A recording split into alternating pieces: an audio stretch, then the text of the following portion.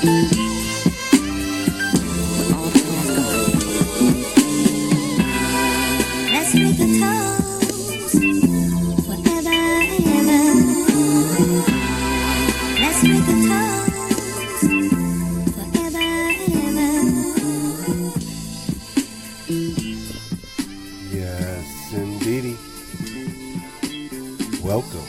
to the Upful Life Podcast.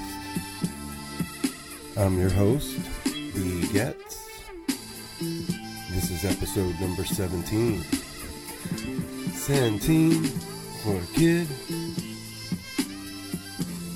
Coming to you live and direct from Uptown, California.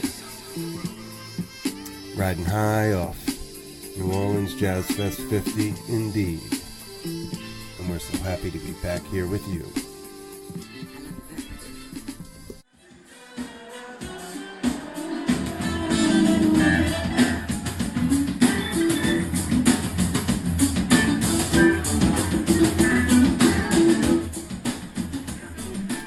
And we're back. The Upful Life Podcast. Super stoked for another episode, and really just floored by the response down in New Orleans. And since we've been back, to the podcast, to the articles, just to the work that I've been cranking out dutifully, just been a very humbling and gratifying experience to have it all be received in such a way. And I made a post about it on the social, but I just wanted to, start the thanks section of the Upful Life Podcast, where I kind of just give a nod to an organization or company or group essential to this thing that we do, this thing of ours, La Cosa Nostra. So going to be giving a lot of love to New Orleans and Jazz Fest and such, and different artists and promoters and companies. Proud to be affiliated with several, and I just wanted to give the thanks to the community itself. Give the thanks to everyone who's out there doing the damn thing and contributing their energy or their art or their vibe or has some sort of job or role in the whole wheel that turns. So as a deep bow of gratitude towards the music community and the cultures that surround them, I'm going to stop talking for a few minutes here and let Kamasi Washington tell you how I feel, how he feels, from about 5 a.m. at the Maison for Firepower. Deitch on drums, Tony Hall on bass, D-Vibes and Ivan Neville on keys, and the big man, Kamasi.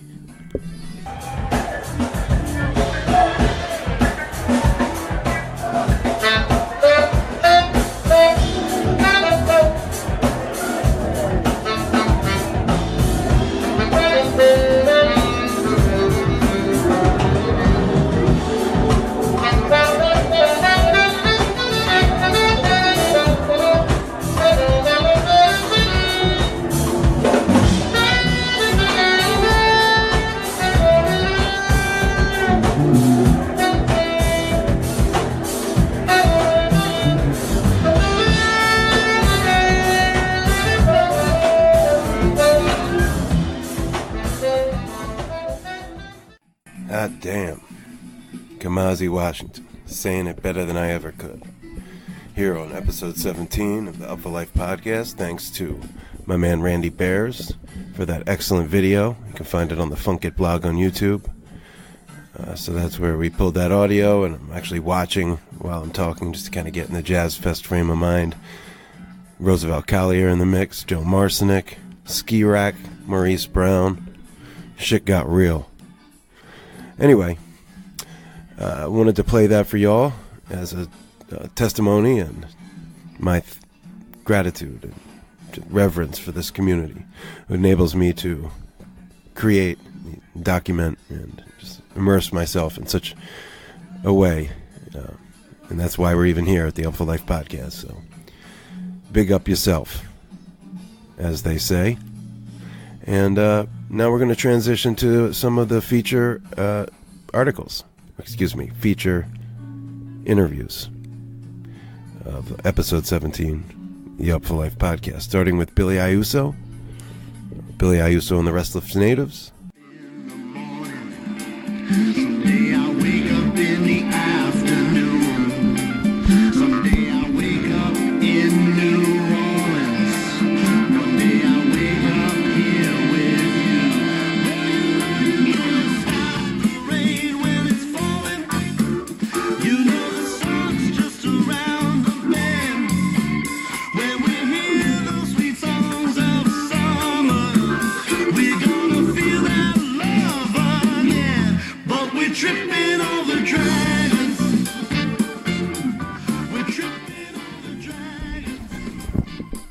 And you're hearing a little bit from Billy Iuso right there, Tripping Over Dragons. Billy is a rock and roll troubadour, as I like to say. It's a cat I met on Jam Cruise a few years back, and we've kept in touch, and I've been a fan of his and a listener and somebody who pays attention to what he's doing and what he's up to. And he's a wealth of understanding and knowledge and perspective. And we touch on a number of topics close to my heart and of interest to listeners. Certainly a bunch on our shared love for the Grateful Dead and maybe how we transitioned out of that being the dominant force in our lives.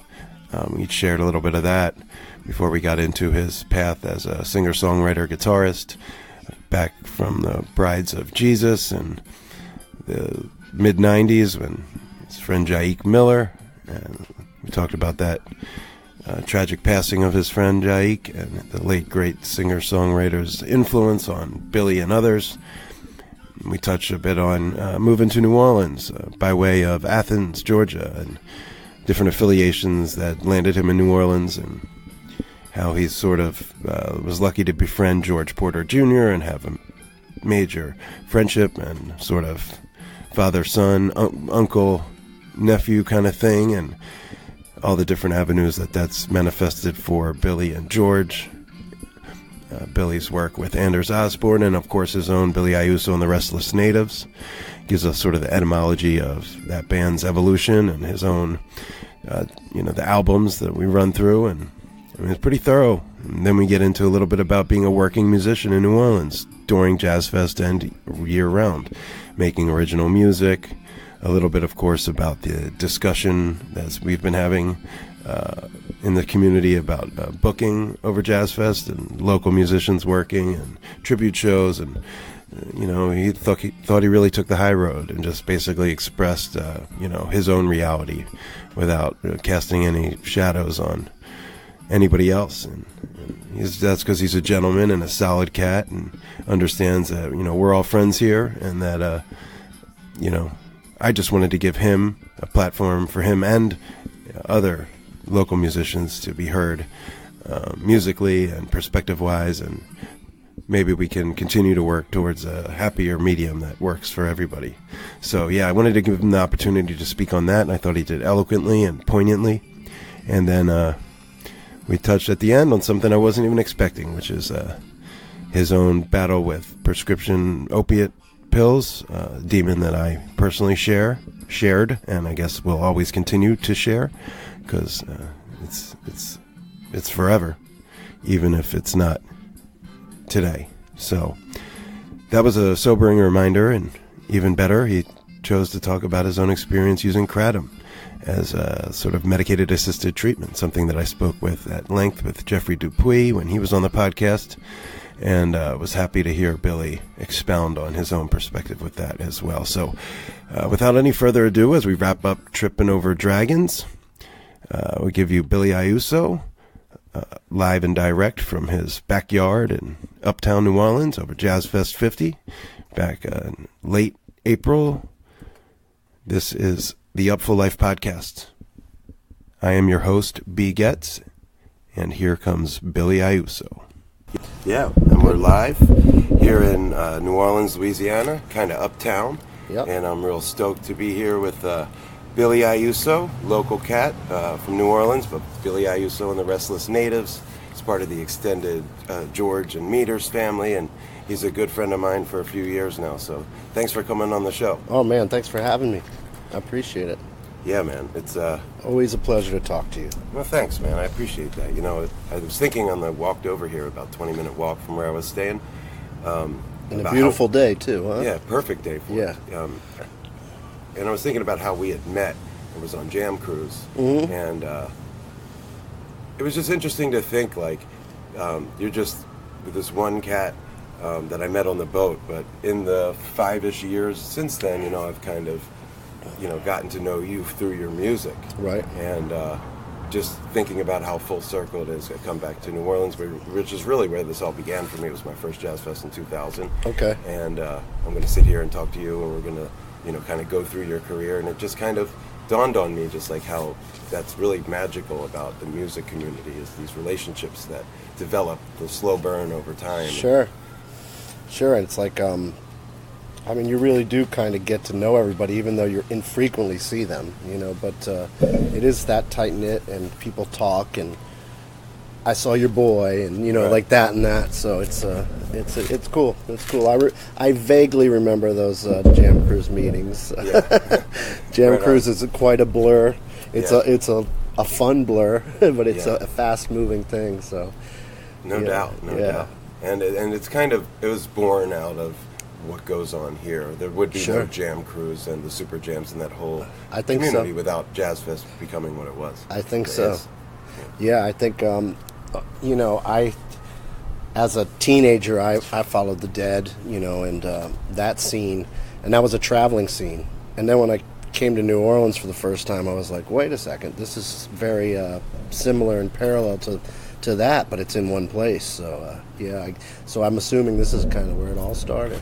Yeah. And yeah. so I've been told, you know, I've had a bunch of good teachers teach me what's, you know, started here and happened here, and how it continues to evolve. So Yeah, man.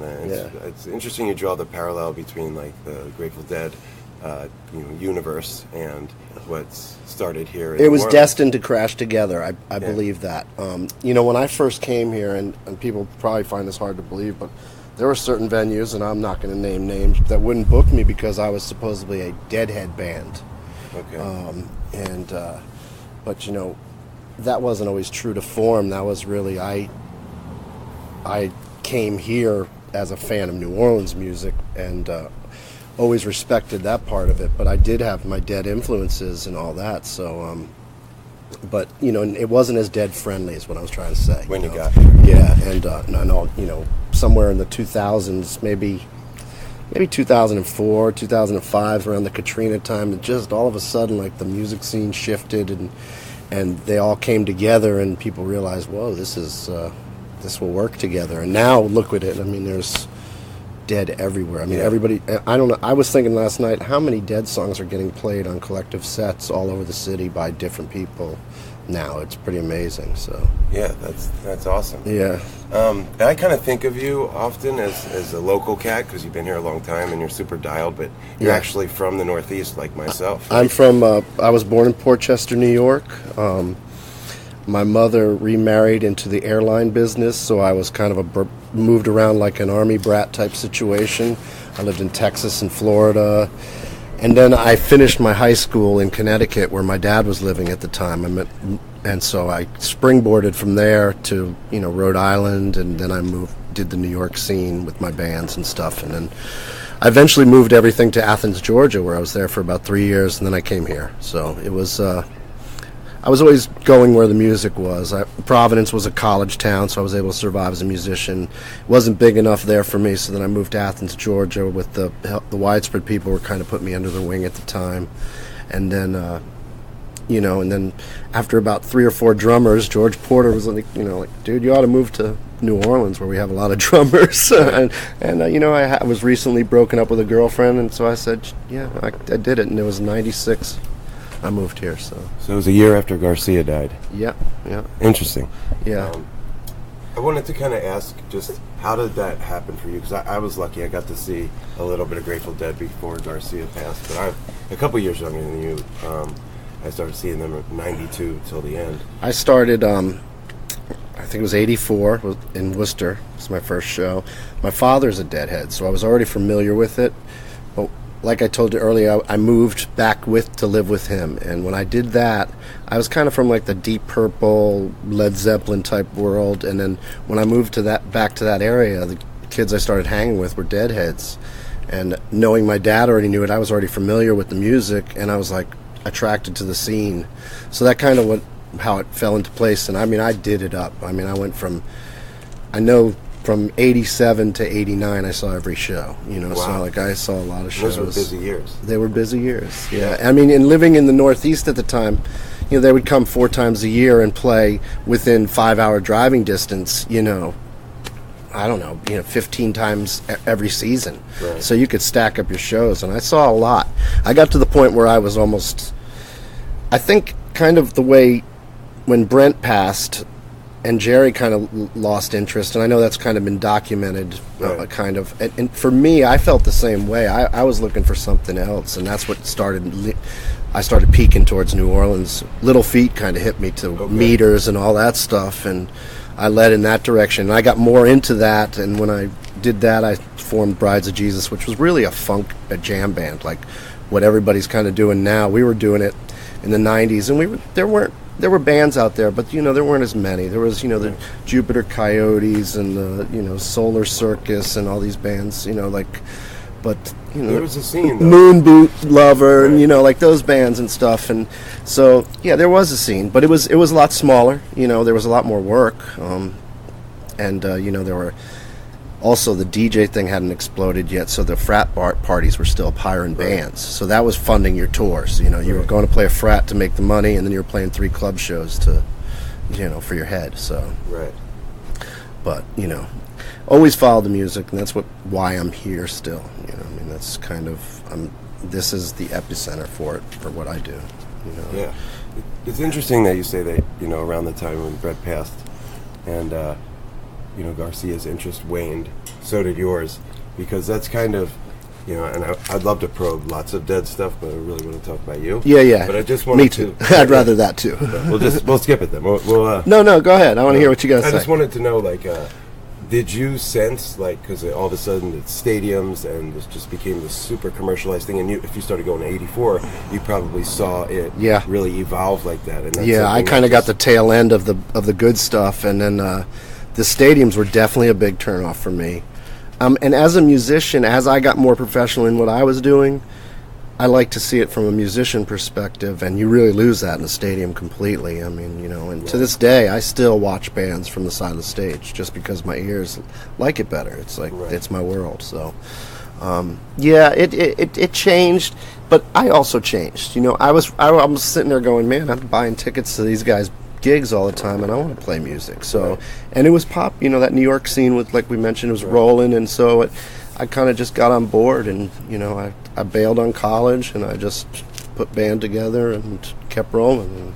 Yeah, I mean, I'll say with regard to that, I remember reading Relics magazine around that time and seeing coverage of the bands you're talking about. Like, remember the name of your band. I don't know that I ever heard you, because it wasn't like the internet where you could just go click and hear. Right, it was to get a CD or send away, or go to the Johnny Woodstock worked in the little head shop in my hometown. So oh, really? I didn't know that. A lot of music through there. Cool. Yeah, we'll talk about that off the air sometime. But he's like a Deadhead dude from my youth. Yeah, dude. I mean, when we started, we would, I was pretty gun ho. You would still have to call the clubs, book the stuff, and then, every month mail out a little flyer to your fans, licks, and we'd sit around as a band and lick stamps for a day and mail this stuff out. It was cool. It was a cool scene. But and we talked about that right when we first met, because I had mentioned, I used to see pictures of a young Warren Haynes wearing the Xanax 25 shirt. Yeah. And you told me that was your late friend Jaik's band. Yeah, Jaik. And he was like a real force of nature in that scene. You heard him be spoken of like in a passionate ways by fans for many years. He was just a real creative cat. He was he had this manic, he was very manic, and he just had this personality you couldn't turn off, and you either loved him or you were just like, oh my God, this guy. But he could write songs, and he had this just sensibility for melodies, and we did shows together in the 90s, and then we didn't reconnect until the internet, which was cool. Okay. And we reconnected, and he was kind of doing his own thing, and I was coming down here, and he was like, I want to come visit. So he did, and that's what led to me writing Trippin' Over Dragons with him in this house, you know, right where we're at now. And that was he kind of got me back on board. I mean, he definitely inspired me to get back to doing what I wanted to do, because I had taken a little break, and I was tour managing for the Meters and the Nevils and stuff, and I just wanted to get back into music and get my head back into what I actually was. I had come down here and was partying and took some great jobs, and that was like an education. I loved it, but my passion was playing music, and until I got back to doing that, I wasn't me. So, and he really inspired that, and I have met so many people since he's gone that have had the same interaction that he had brought that out of them. And I mean, I know people like Warren Haynes and Suzanne Vega and all these people have covered his music over the years, and he's still relatively completely unknown, but he has this catalog of music that's incredible. Yeah, I remember reading about him back in the day, and hearing about him passing, and you know, seeing him written a commemorative thing on the web once or twice. Yeah, he was a big part of it, and we wrote a lot of songs together. He left me a few in my computer after he was gone. Wow. That were just like, you know, of course I was going to get to him at some point, but when he passed, I went looking for him to find him, and they're on my records now. And he was always in touch with the other side, which is weird. He was always kind of thinking he was going to leave early. He references it a lot in his songs and stuff, and he's still around. Not many people playing his music, so I'm pretty committed to continue to play a couple of his songs a night. So yeah, that's beautiful, man. Yeah, he is a big part of my music career. So right on. Yeah, I got that from you, which is why I wanted to bring it up. Yeah, for sure. Go through the history. Yeah. So from that period of time, Brides of Jesus, you moved to Athens, you said, and under the widespread ring. And did you kind of immerse yourself in, because Athens at that time was also a bustling jam metropolis. It was fun, man. It was a really fun town to work in, and you know, and bands for Athens, you know, people would book them, you know, so they were popular on that little southern circuit. It was centrally located, so you could go to Tennessee and North Carolina one weekend, and then head to Alabama the next weekend, and Florida the next, and you just keep working, and it was a blast. But it was too small once again for me. I just kept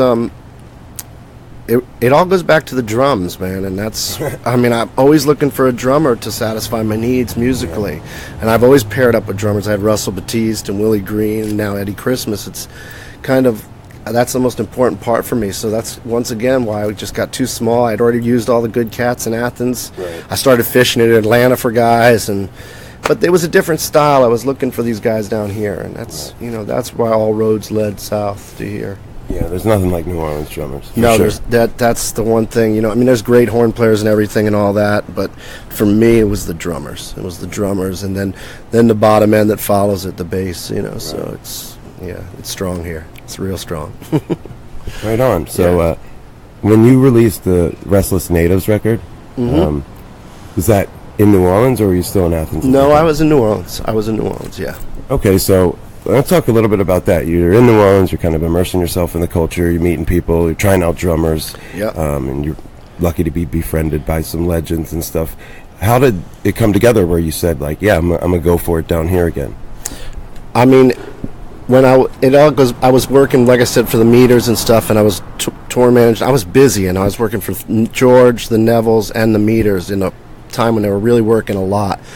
And I was getting run down. I was doing a lot of after-hour partying and things that really weren't my best of interest, I guess. You know, I just really should move on from that. And I just was like, and I realized the source of it was just because I was standing on the stage. It didn't matter that I was standing next to one of my favorite bands. It just still wasn't enough for me.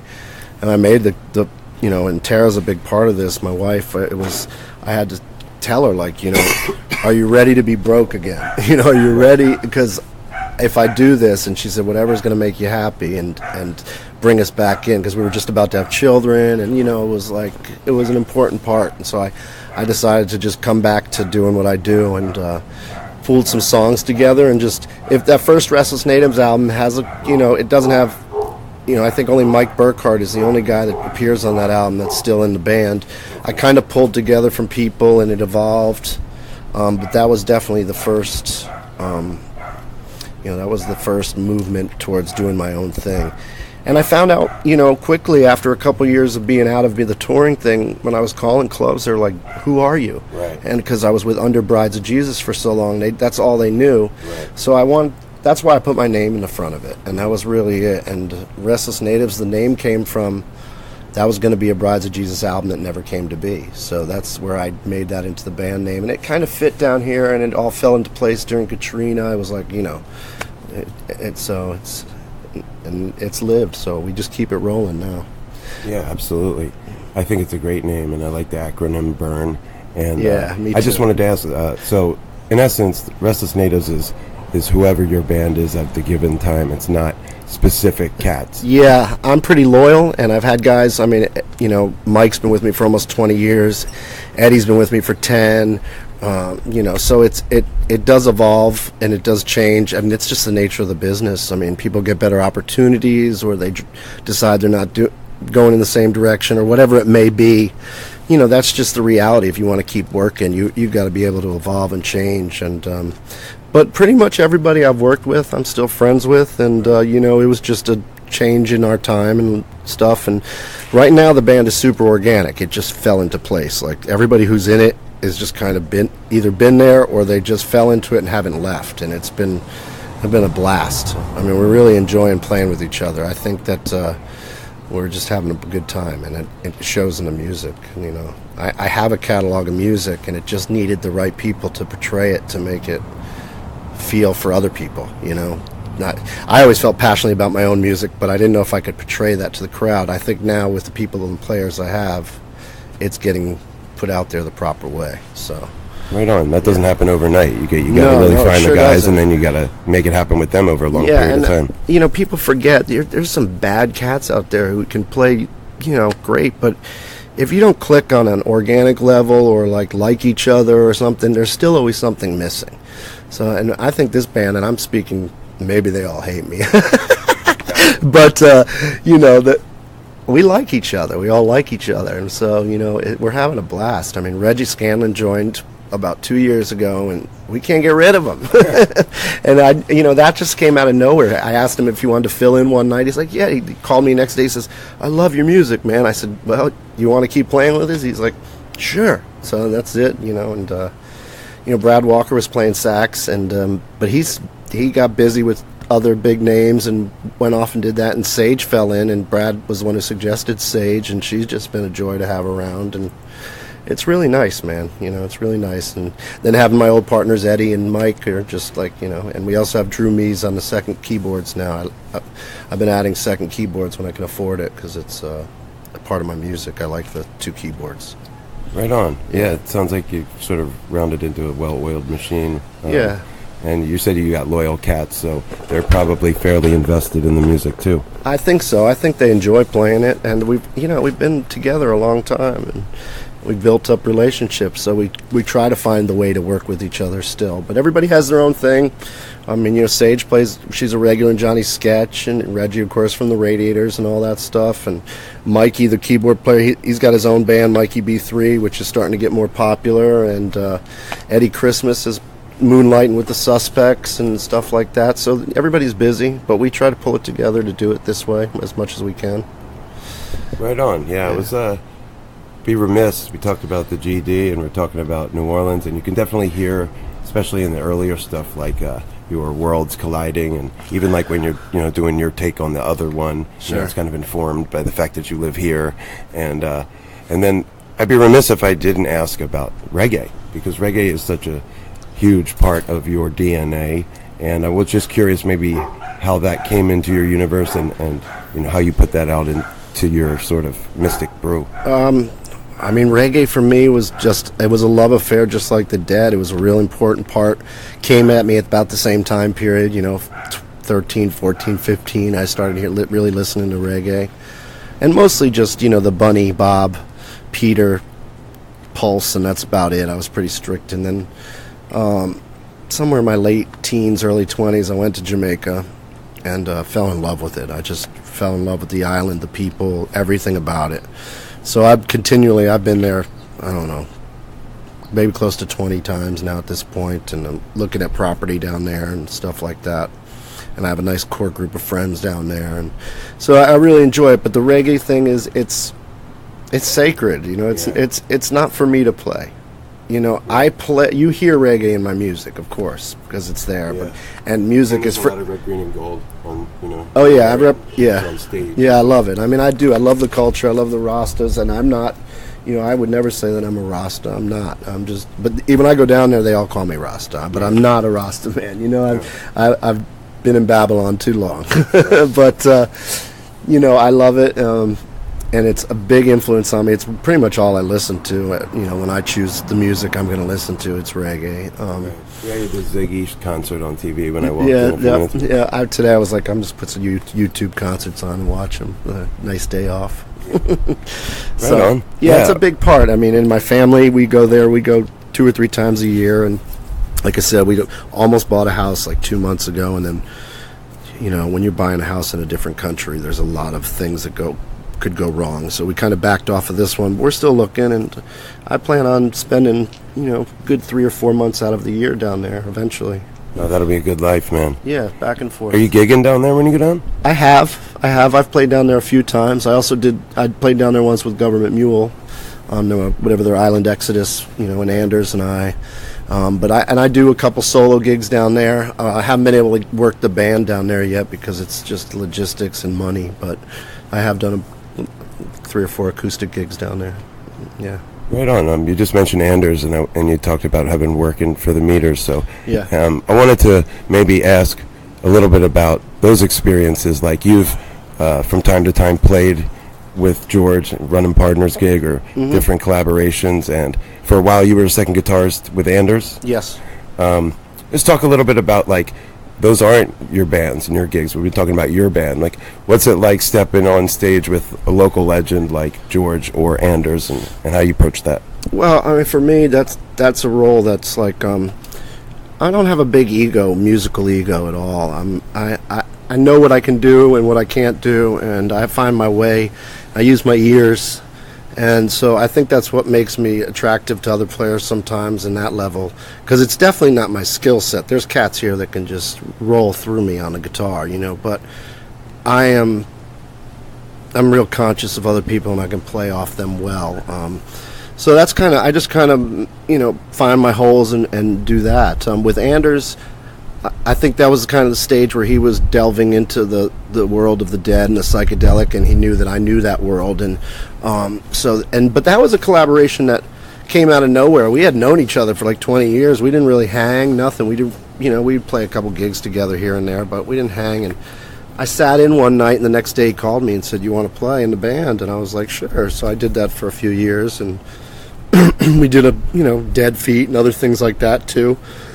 Together, and that was real cool. But the George thing, that's always changing. That's a different thing. George is kind of like my New Orleans dad, you know, or older brother, whatever you want to say. And we've had so many different relationships. I've been his tour manager, I've been his opening act, I've been his band member, I've been his friend, you know. So it's an interesting relationship, and it's always evolving. I mean, I played with him for the last 2 nights, and you know, we had a fun exchange last night, and it was,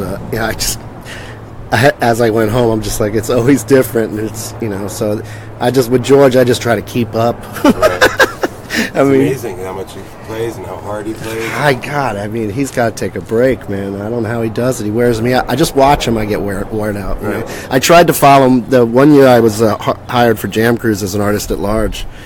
I use George. A lot of us do use George as an inspiration here, like as far as, you know, how do we do it, and how, you know, George does it. Let's do it like that, you know. So, you know, I said, well, I'm going to follow George at Jam Cruise. I'll try to sit in with as many people as George can sit in, you know. Right.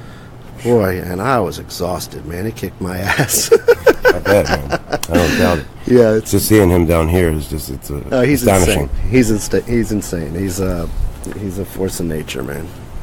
He's a good guy to have as sort of, you know, your New Orleans uncle or dad or whatever. Yeah, I think that's kind of gotten me it's great to have him, but I'm sure there's been people in the scene that have been like, oh yeah, damn Billy, he's under George's wing, or whatever. But he's great, and I mean, it goes way back. His wife was the one who sent me newspapers, with circled apartments, before I lived here. I mean, this is like, there's a picture of him in my living room, and I walk in his living room, and there's a picture of me on his wall, the same picture. It's like, so, yeah, we're pretty tight. I love him dearly, but I can't keep up with him. I don't know too many people can. Maybe No. Terrence, but that's about Maybe Terrence, yeah, right? Well, you've had the privilege of working for George and the Meters and playing with Anders, and those guys, they're bold font names. They've been in this town a long time. They made their bones. But, artists that aren't that, celebrated or quote-unquote successful, it's not exactly the same tune. No. And that's something that you've, spoken about, you've posted about. Sure. Specifically, being a working musician and on original music, trying to get opportunities. Not even specific to Jazz Fest right away, just talking in general. Because you listen to your records, from Naked, Trippin', and Overstanding, which I love. That's a Rasta term, it's great. But that you can hear your sort of evolution, and now we know that you're married and you're having kids, and there's all this real world shit happening, and you need to get paid. And that is not exactly smooth sailing all the time. No. And it comes out in your music, because you're a rock and roll troubadour. I always say that whenever I talk about you or write about you. You're really like a guy living the sort of ups and downs of the working musician, and singing about it. I'm blessed, though. I mean, it's been, I always tell people I'm the richest poor person you're ever going to meet, because, I live like a rock star, but I'm down to earth. I got pennies sometimes in a bag going to the grocery store, so I know what it's like to use Coinstar, you know what I mean? Me too. But, yeah, I know. That's why we get along, bro. But yeah, and for me, I ride the rails, because I can play with George and I can get my name booked right next to him. I share a billing with him. But then on the next level, I'm not a shoo-in for Jazz Fest every year. I'm not a shoo-in for the French Quarter Fest every year.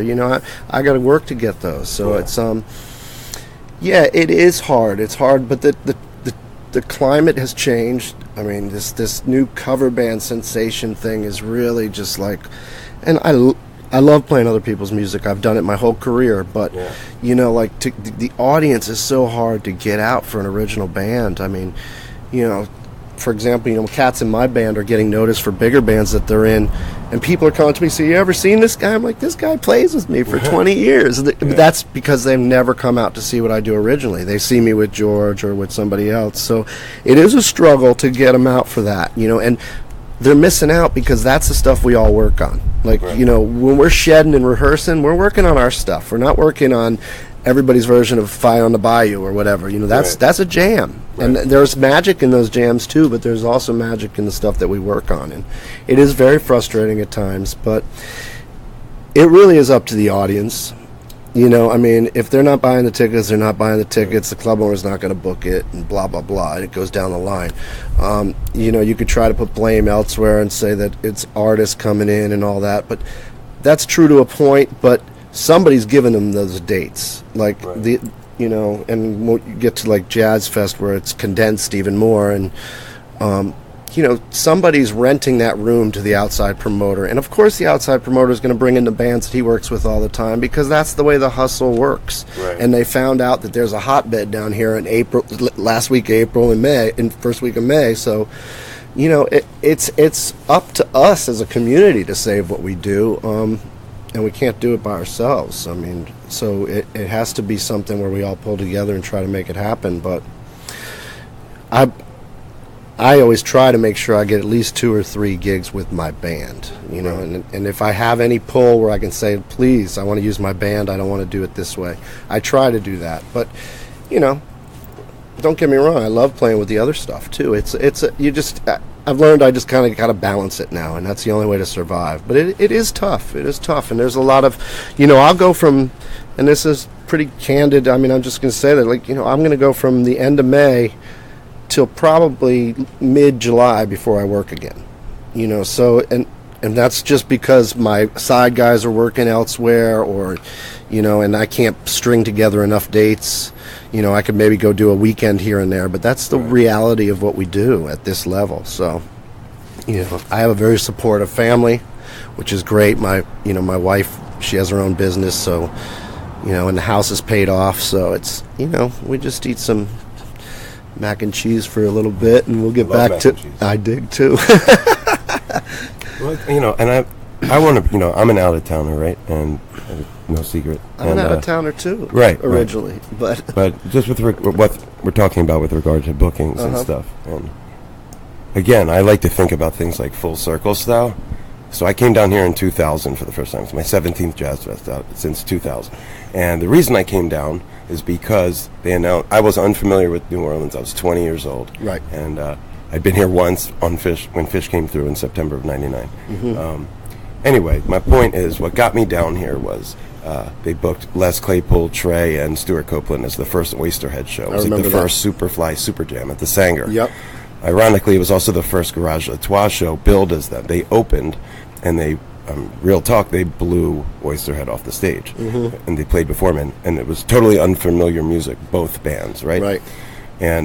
And since then, I've been lucky and privileged to come down here, like I said, 17 times for Jazz Fest, and I've watched the culture morph, change, evolve, whatever it is. Sure. It was a special occasion, the Super Jam, the big tribute. There was one or two every year, when I started coming here. But the reason we came here was because to see George at Jimmy's or the Leaf. Sure. And see Rebirth. And that's why I went back and told all my friends, we got to go to Jazz Fest next year, and now we're doing it all these years later still. So I got to say that I feel, as somebody who comes down here and enjoys that as an out-of-towner, there's a certain culpability, as you mentioned, as I'm an audience, and where am I going and where am I spending my money? And, and I'd have to say it's not 50-50. Yeah. And that's something that, I want to be a part of evening the balance. Yeah, because it's not. It's definitely changed completely on that end, and you have to, I don't know how to put it, but I've just evolved to try to survive. But you're right, it's less of that now. And I mean, even everybody's feeling it. Even the George Porters and the Rebirths and that, they're feeling it too. I mean, they're having to work in other situations, and instead of people coming to see the running partners or and but I don't know. There's got to be a happy medium. It doesn't have to be one way or the other way. I agree, and I don't. Like I said earlier, I think that everybody's got the right to make their hustle. Whatever they need to do to make it work. And I appreciate all the musicians, that love coming down here and playing with everybody. It's awesome. These are our, it's a touchy subject because these are people you work with all year round that are your friends, and you respect what they do too, but. There's also a little like, hey man, this is my city. Like I went from 14 gigs, in 2 weeks to, what do I have, 6 this time? So, and I'm pretty happy with what I have this time. I'm actually, last year I think I only had 3. Right. So. No, I think it's an important issue. We talked about it with Derek Smoker when he came on the show, and there's been a lot of discussion in the Jazz Fest group we have on Facebook about it. And it's not about pointing fingers and stuff. It's about like solutions. Like I want to see you win, and I want to see everyone who still comes down here enjoying themselves and coming back, but not at the cost of like losing the culture, because we're not you can't do this anywhere else. I don't think people realize, and I maybe this is but literally for me, when I'm doing my taxes at the end of the year, Jazz Fest April was a third of my income all year. And now it's not even close to that, So that was how important those 2 weeks were. That's why you have this mentality where people take 17 gigs, because this was our time to get our money, so we can make it through the summer. Because if y'all never been here in the summertime, man, it's it gets pretty slow. It's a pretty slow. It's a cool vibe. I like it. I mean, I'm so used to it. I love it. It's just, but it's like, I guess it's like the Northeast winter. You just kind of live inside and. I watch baseball. Right. So you're a Mets fan? Yeah, I am. Yeah, we won't talk baseball. Okay, we don't have to. Well, you're a Phillies fan, so We're let's keep getting along pretty good. Yeah, let's keep it that way. Right on, man. Well, I hope that just by listening to this, maybe make some people think. Yeah, it's not. It's and consider. I like the fact that, and people misread it on social media and everything. It's just we're just talking. You know, we're just expressing our honest opinion. People buy us because they like the honesty of our music, but they don't want us to be honest on social media if they don't agree with it, and that's wrong. I'm sorry, but that's the way we feel, and and That's how you get hurt. We're pretty welcoming here. I mean, I think we're pretty damn welcoming. So, and it's we want everybody to come have a good time and everything. So, but we also want to show off what we do and what we've been working on and shit like that. So, speaking of show off what you do and what you've been working on, you got a fairgrounds hit on Thursday. Yeah. What stage are you on and what time? Lanyap stage at 5:20.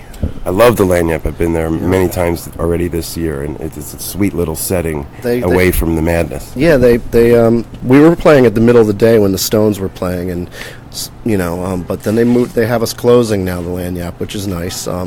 Once again, we're up against widespread panic, but that's okay. I've done that before. It seems like the last 2 times I've played Fest, Panic's been on the other stage, but it's all good, and there's enough music to go around. I'll be at your set longer than Panic, that's for sure. And I like Panic; they're cool. But they got a long set. You can do both. They got a long set, so you can actually hear both of us, no problem.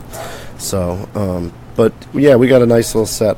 I kind of went through the songs and tried to pick a couple gems from every album. Even Restless Natives? I believe there is one on there from that. I'm pretty sure there is. Yeah, right yeah. We're going.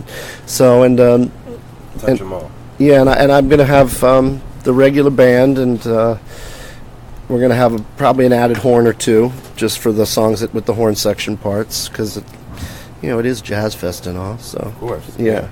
So it's gonna be a good set. I'm super excited. I've been playing gigs for this week, and they've been wonderful. I've had a blast, but I still haven't played with my band yet. So our first hit is Jazz Fest, so it should be pretty cool.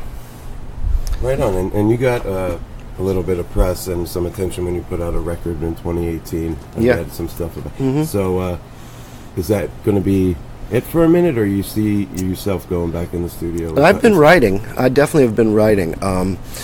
What was the name of the 2018 record? Home by the Sea. Home by the Sea. Yep. And that goes back to my love for Jamaica. I kind of wrote most of it there. I wrote a couple songs in Italy, and then in Jamaica I was traveling, and I wrote all the album. But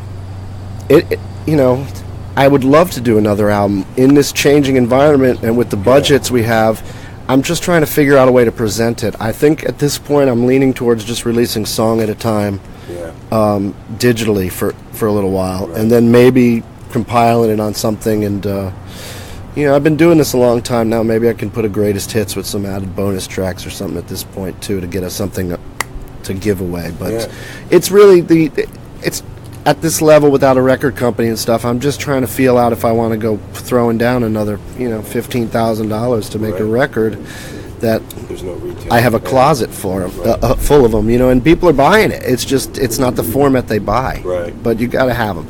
The loyal fans always buy them. They want you to sign it, and so that's why I buy a couple thousand just to have them. But it's a changing thing, so I don't know how to get the attention. I'm noticing people are doing a lot of song drops, so I'm thinking maybe I'll do that, and that's more cost efficient for me. It's more realistic. It doesn't take a big chunk out of my pocket at a time. So, but I am writing, and I'm getting better at it, so I don't want to stop. Yeah, of course. You're always evolving. Yeah. Speaking of, an evolution, you can hear the eras of your life, like what you're living through, what your perspective is. It's like really, you can read and hear it in the different albums.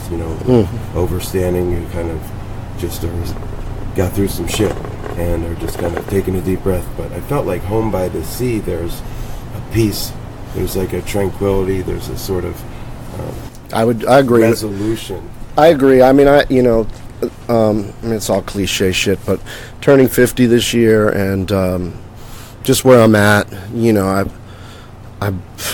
partied my ass off for years, and I did all kinds of crazy shit, and Tara and I have been together for almost 20 years now, and we had our ups and downs, and we just kind of settled in, both of us, and we're at a good spot.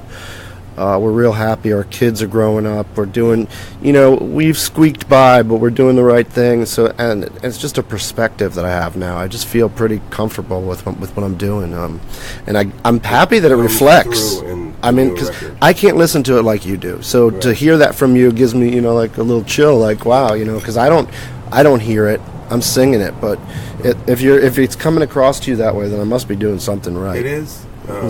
Also because I know a little bit about you Yeah. in general, so I can kind of understand how that's coming through. But Yeah. it was something that I made a note of, which was that. I was I've never been a big. Now I partied hard, but I've never been a super addictive personality. Like there's been times where I just didn't do shit, and then there'd be times when I did a lot of shit, and then.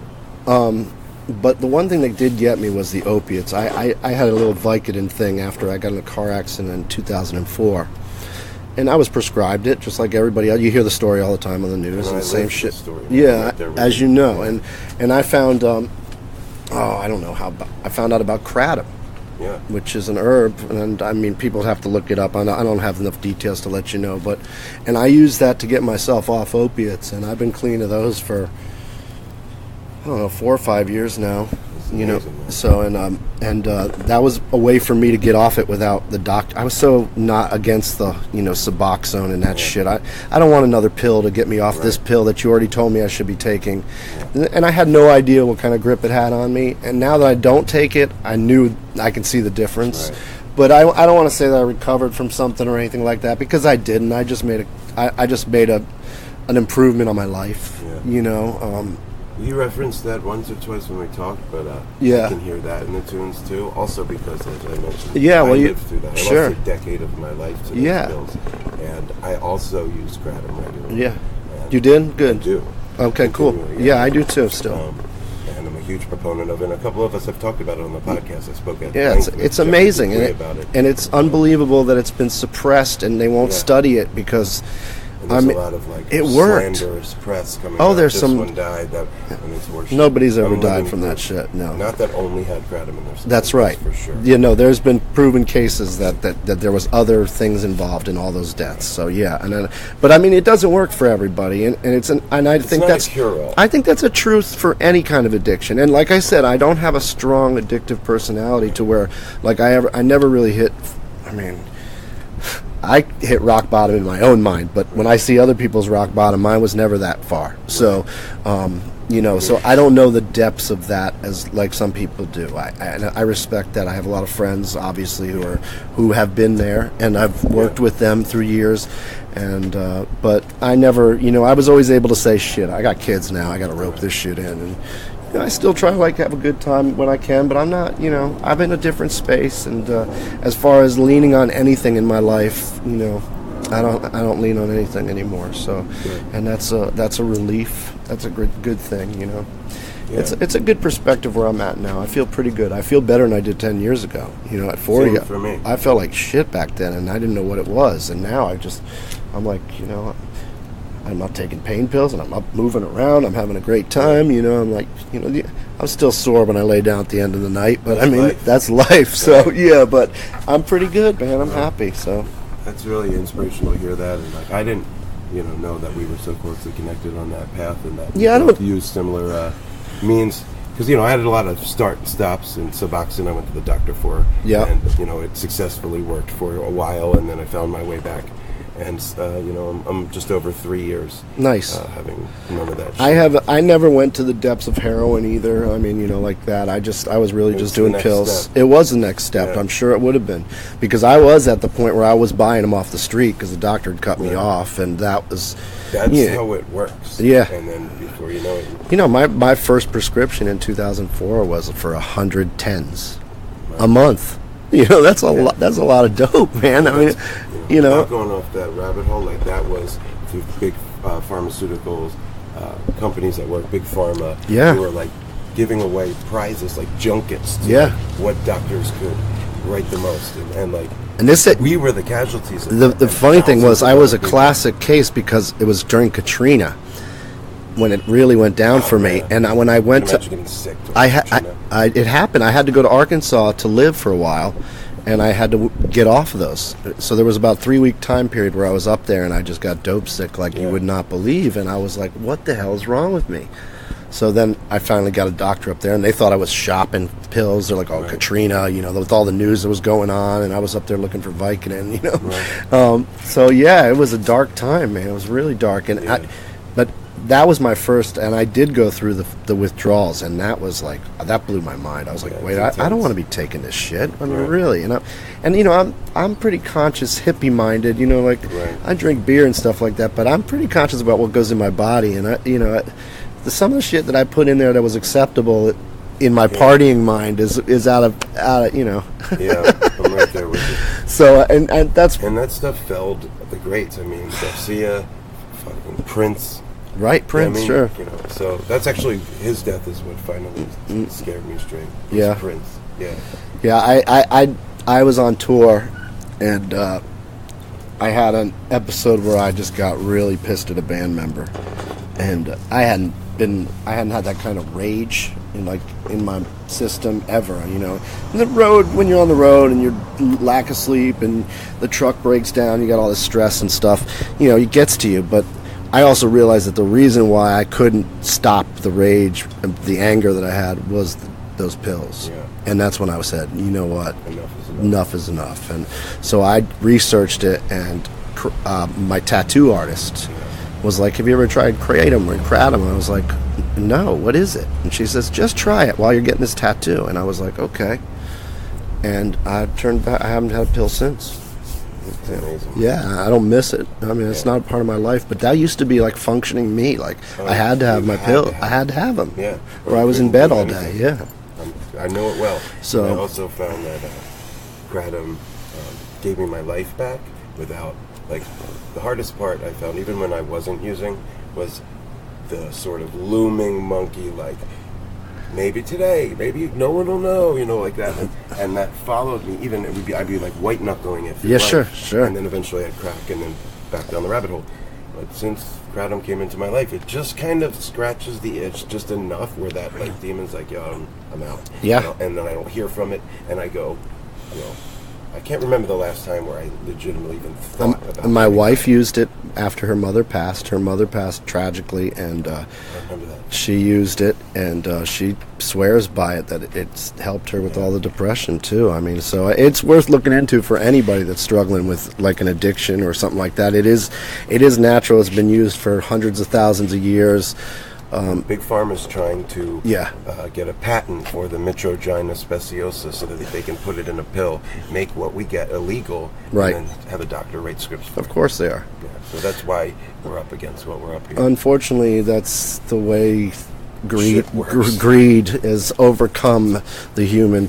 You know, that's why as a musician, you know, every night I kind of do a quick little rap of just saying, be kind to one another. You know, it's just like this mentality that people get away from in their computer screens and televisions is just, it's not keeping us together. And so, you know, got to find some common ground, and music does that. So I have that opportunity in the small. That's the only thing I can do, and through my music. And I do write about a peaceful more place than a lot of times, and I'm, you know, and people sometimes who know me are like, what are you writing about, man? You're sometimes like the most like Robin Hood, you know, type of dude, and you're writing this peaceful, like, inspiring stuff, but it's, you know, you gotta preach the message that you want to believe in. Now, I'm a realistic person. You're real. I mean, you're a real cat. I'm just trying to be real. real. Tell it like it is. Yeah. For better, for worse. I mean, that's what you just did for the last hour. Yeah. And that's kind of the story of who you are. That's what I hear in your music. Yep. And I got a lot of respect and admiration for you, Bill. Well, I appreciate it, man. Thank you so much. Yeah, I mean, this is a great hang. I will see you on Thursday at the fairgrounds. Please. Make sure you always let me know what you're getting into, and I'll make sure. I try to let you know. I'm going to do a blast on the Facebook and for your I like it on the Facebook. Yeah, on the Facebook for your fairgrounds gig, for the lanyard. Please do, please do. Well, this is B Getz from the Upful Life Podcast with Billy Iuso during Jazz Fest 2019. I want to say thanks to Billy, thanks to the city of New Orleans, and we'll see you next time.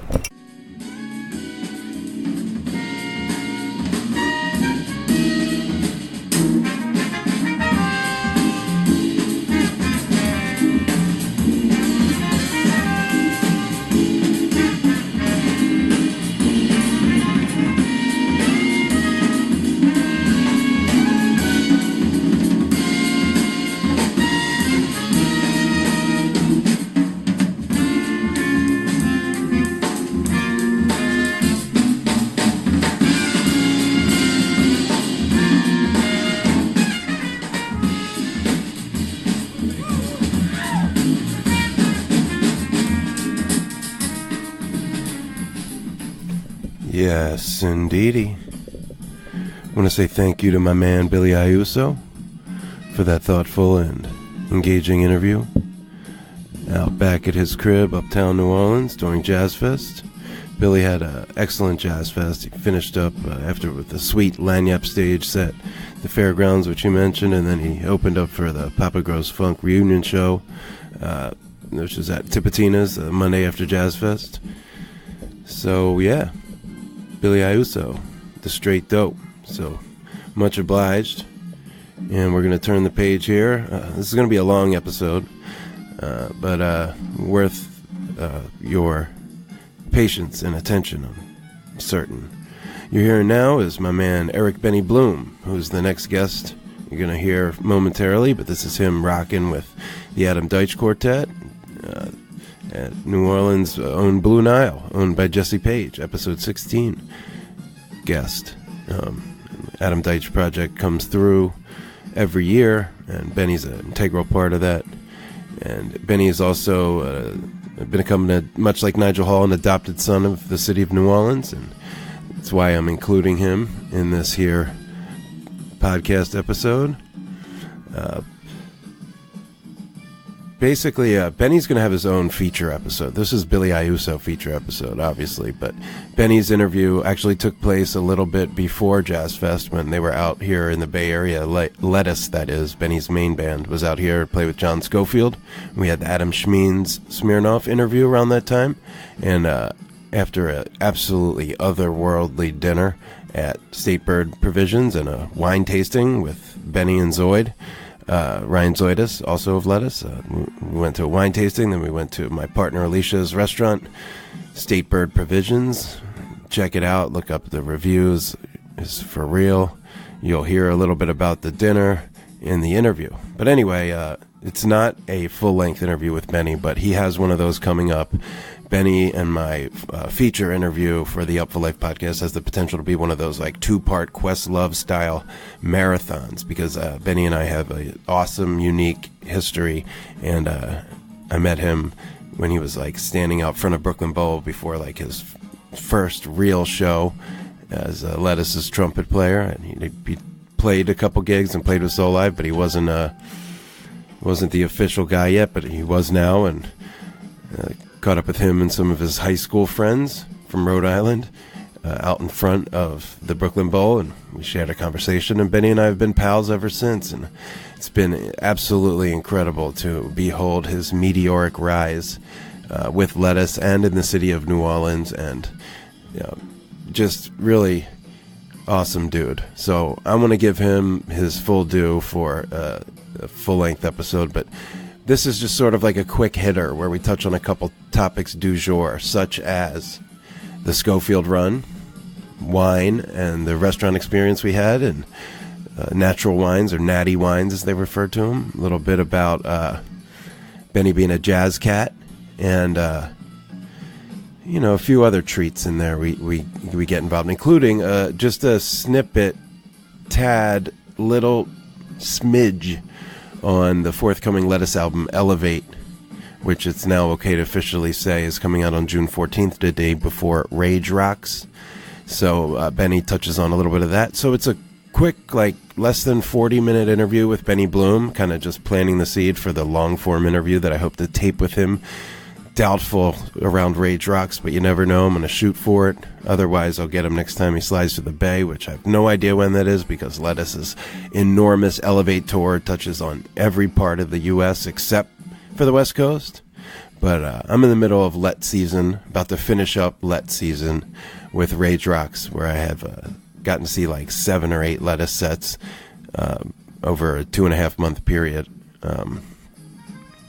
So I'm not complaining, just saying that I don't know when I'm going to get to Benny for the long form one, but we've kind of talked it out and plotted it out, so it will happen.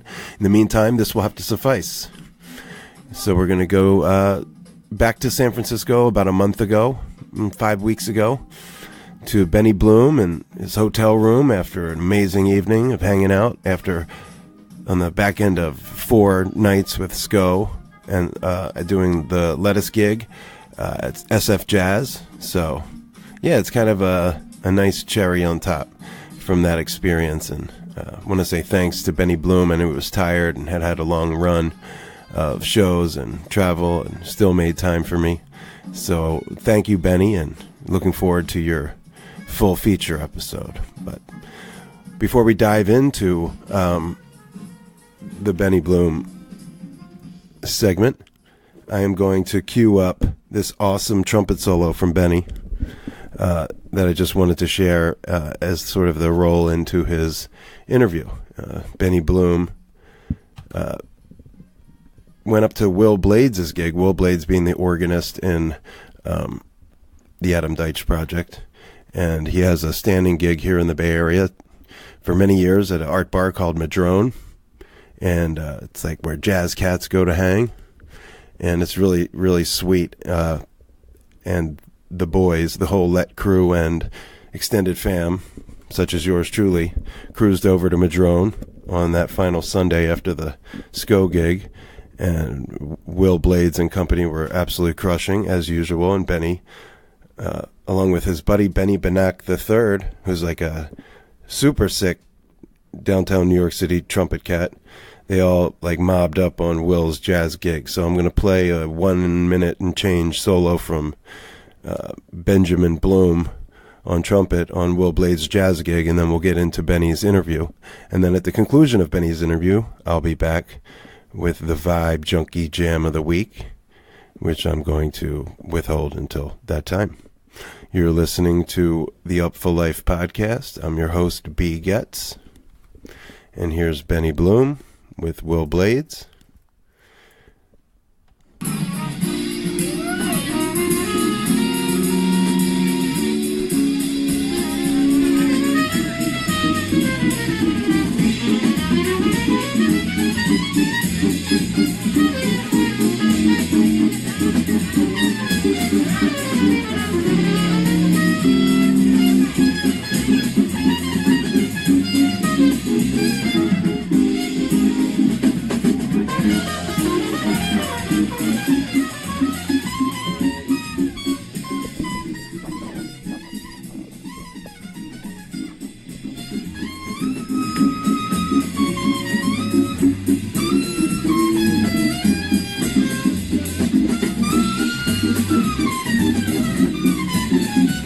It's actually a battle with Mike Olmos from the Eddie's West Coast Sounds.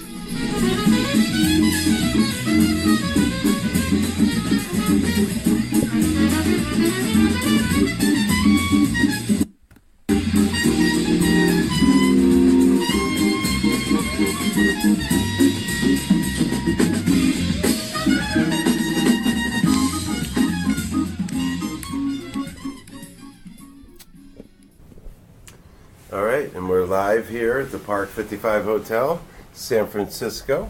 This is the Upful Life Podcast. I'm your host, B. Getz, and I am in a partial food coma with one of my good buddies and the trumpet player of my favorite band, and just a fantastic human being, hilarious dude, the one and only Eric Benny Bloom. Welcome to the podcast, Benny. How we doing, B?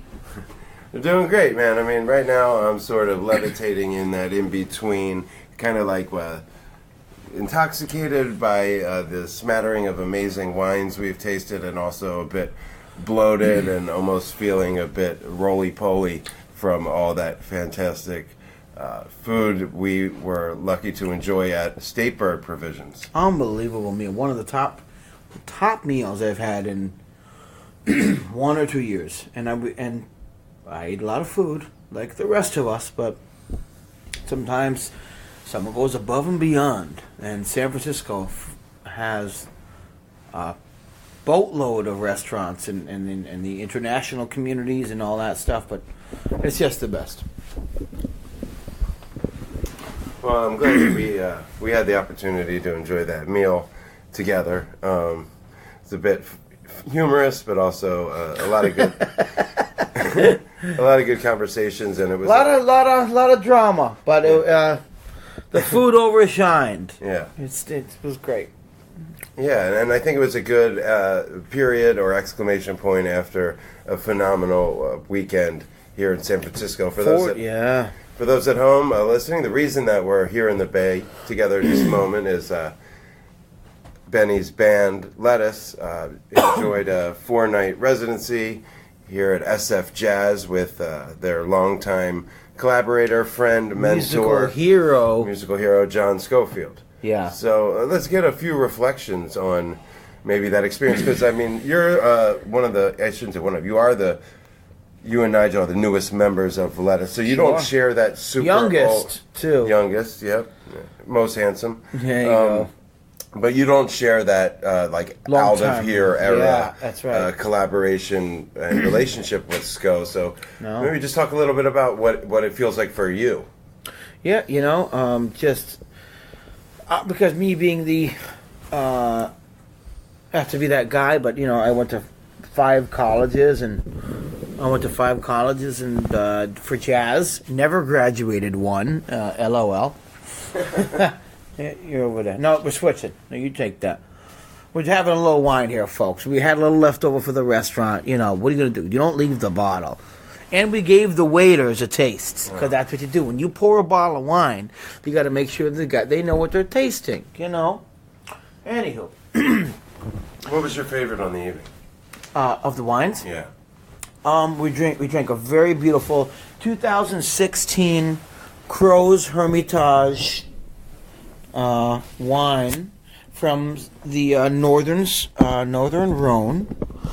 It's a Syrah, that's the grape, and it's like, it's not Burgundy, it's not Bordeaux, it's this other region called Côte de Rhone, which you all know a little bit, and it's the Syrah grape, and it's just great, beautiful granite soils, and just a really expressive and unbelievable classic wine, and when you can get it not too expensive, you buy it. Anyway, let's talk about some music. Yeah, let's talk.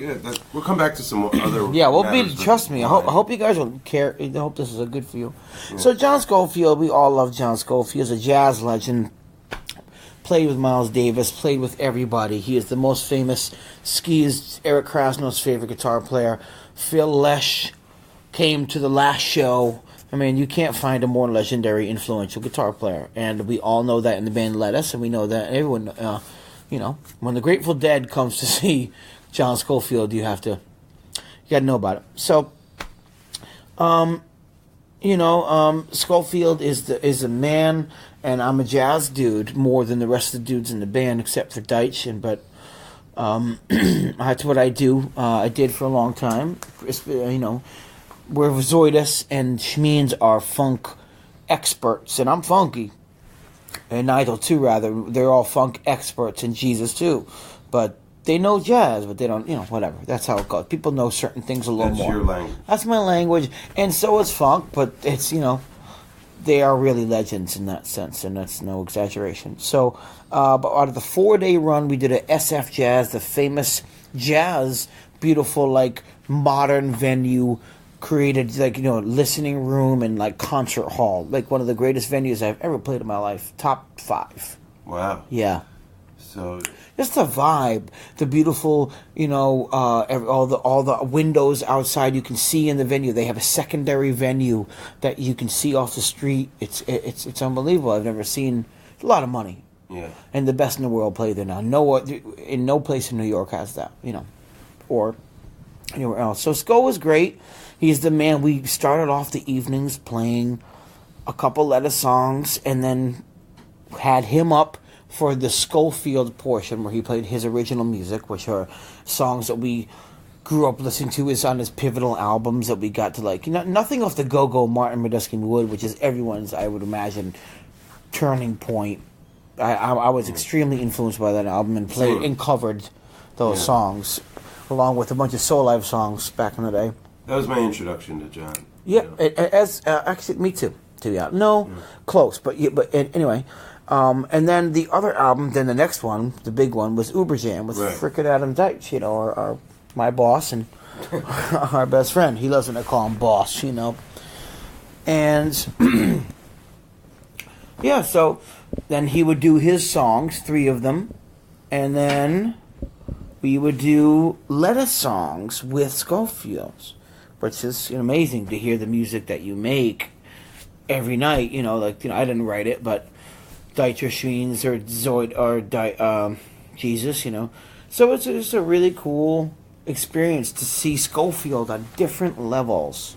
And then, you know, because he's one of the greatest soloists in the entire world, you know, you just open up the floodgates for him, and, you know, he's done so much. It's like, go ahead, bro. Just you solo on whatever you like. I get to solo on this music all the time. We all do. So let's hear what he did on it. And the highlight for me, I guess, was, the last night. It's funny. Just so you know, in life, it's the same crap. You have a great day. I guarantee you tomorrow won't be the same. And it might be worse. It should be worse. And then maybe the day after, it'll get great again. It's just like, if you know, we all have to have that yin and yang. And if you look for it in your life, I think you'll find it. But the first night was really good. Second night was cool. Third night was like, okay. And the fourth night was magical. Maybe I might have the order not exactly right, but I know for me, the fourth night was magical. It's funny. It's like you think it's the last night, so you know, just because you're... It's funny when you're creating music, but even though you're a part of it, right? Because you're creating it, but you're also like looking at someone like B Gets, you know, the Upful Life Mister. You know, he's out there in the audience, but he's reacting to what you're making, but how your reaction influences your next musical decision. Like, did you like it? Should I do that again? Should I move on? So, and my girlfriend was there for most of the nights. Lisa Hess, wherever you are. Hello. We love you, Lisa. Oh, you're so nice, B. So, it was a great run. But the last night for me, I gave up all my my inhibitions, and I was like, I'm having fun, and it's cool. Yeah, it was like the second and fourth nights are the best for me. But everyone, it's funny. I talked to Schmeens, I talked to Deitch from Lettuce, and I'm like, we're like, after the gig, we're like, how was the gig?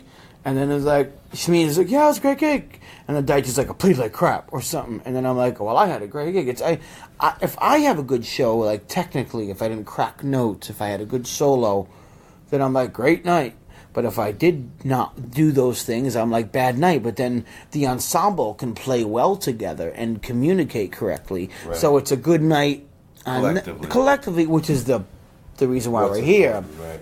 But I'm just, you know, I'm a trumpet player. I'm very it's a selfish situation. It can be because you feel like you can, if you start cracking a bunch of notes, and because people hear that crap. You know, it's when you think people are you know, like, you know, they listen hard and you're like, oh man, they heard it, but they're like, no, I didn't hear it. So. But it was a beautiful run, and it's going to be more. John was so happy. We might do a bunch of Europe stuff. I asked about Newport Jazz Festival. That sounds awesome. Yeah, so. Yeah, man, I feel like, well, I mean, all 4 nights had a merit, and you know, in one way or another. And you know, Saturday night was when you're like, was okay. There was a lot of good individual performances that night, you know, but... Like Schmeens was great, and Deitch was not, you know, beyond human, but maybe collectively. Oh, the third night. Yeah, Deitch really. He was possessed. Sometimes he just reminds people like, yo, I can play. You know, because we went that second night after. We went and saw Keon Harold and Charles Haynes, the famous drummer that he grew up listening to in college.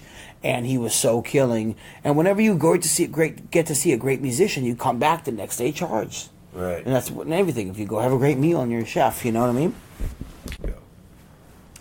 Yeah, but it was just a really great run in general. And we have some more stuff in the books. And really looking forward to doing more stuff with them. And the whole band is happy, too. So it was a great run. Yeah, I mean... There's a lot of communication going on up there, nonverbal communication. You know, we always plant ourselves right in front of the horns, but I could kind of see down the front of the stage from one end to the next, with the exception of seeing really Schmeens behind Sko. You could see everybody communicating, and there was just a lot of really good energy on stage. And I think that was also like carrying over from the Vibe Up tour, which was February, March of this year with Lettuce, and you did some dates with Ghost Note. You did some in the evening with Lettuce, 2-set shows. A lot of these are available to be heard on your page on nugs.net, should anyone want to hear them. But maybe reflect on how exceptional the most recent tour is, and just the state of the union with Lettuce right now, which is just a golden age, if you will. Yeah, it's having Neil gone, which is our man, and we love him, but he decided to, it was enough. He served his time in the Lettuce camp, and Nigel, who sang for years, was now started to play keyboards with Neil. So it was 2 keyboard era, which I really enjoyed. Yeah, it was great. I look at that as a really special, and if that continued where we, what it would be now, it would be unbelievable. But Neil left, and Nigel now had a full chance to really do his thing. And now Nigel's, he's an amazing keyboardist. It's funny what, and I get it, but he really is an unbelievable pianist, and he's an amazing singer too. So people just don't know. They think he's a great singer. They don't know he's a great keyboard player. But Nigel is just a really special and knowledgeable musician. And now that having him full time has really just got this band rocking. And he's on the next album we're coming out with. I believe it's called Elevate or Vibe. I'm not sure which name they decided to go with. It's either one. But it'll be coming out June 14th, the new record. And right before Red Rock. The day before Red Rock. So that'll really, make Red Rock special. And so it's, unbelievable to have Nigel in the band full time. And so he's singing some great shit on the record, a couple tunes. We have, this is the first record without Rashawn, the original cello player. Well, not the original, but the guy that stepped in halfway through their career or whatever. And so it's just like the band, the lineup. And, no crowds on this record. It's just all the dudes you see on tour. So it's a great representation of the band. And the Vibe Out tour. It's not the first tour without Neil, because I think we've done... Oh, yeah. I think we did a fall tour without Neil. I think that was it, But this particular tour, we have all this new music that's going to be on the new album we're playing.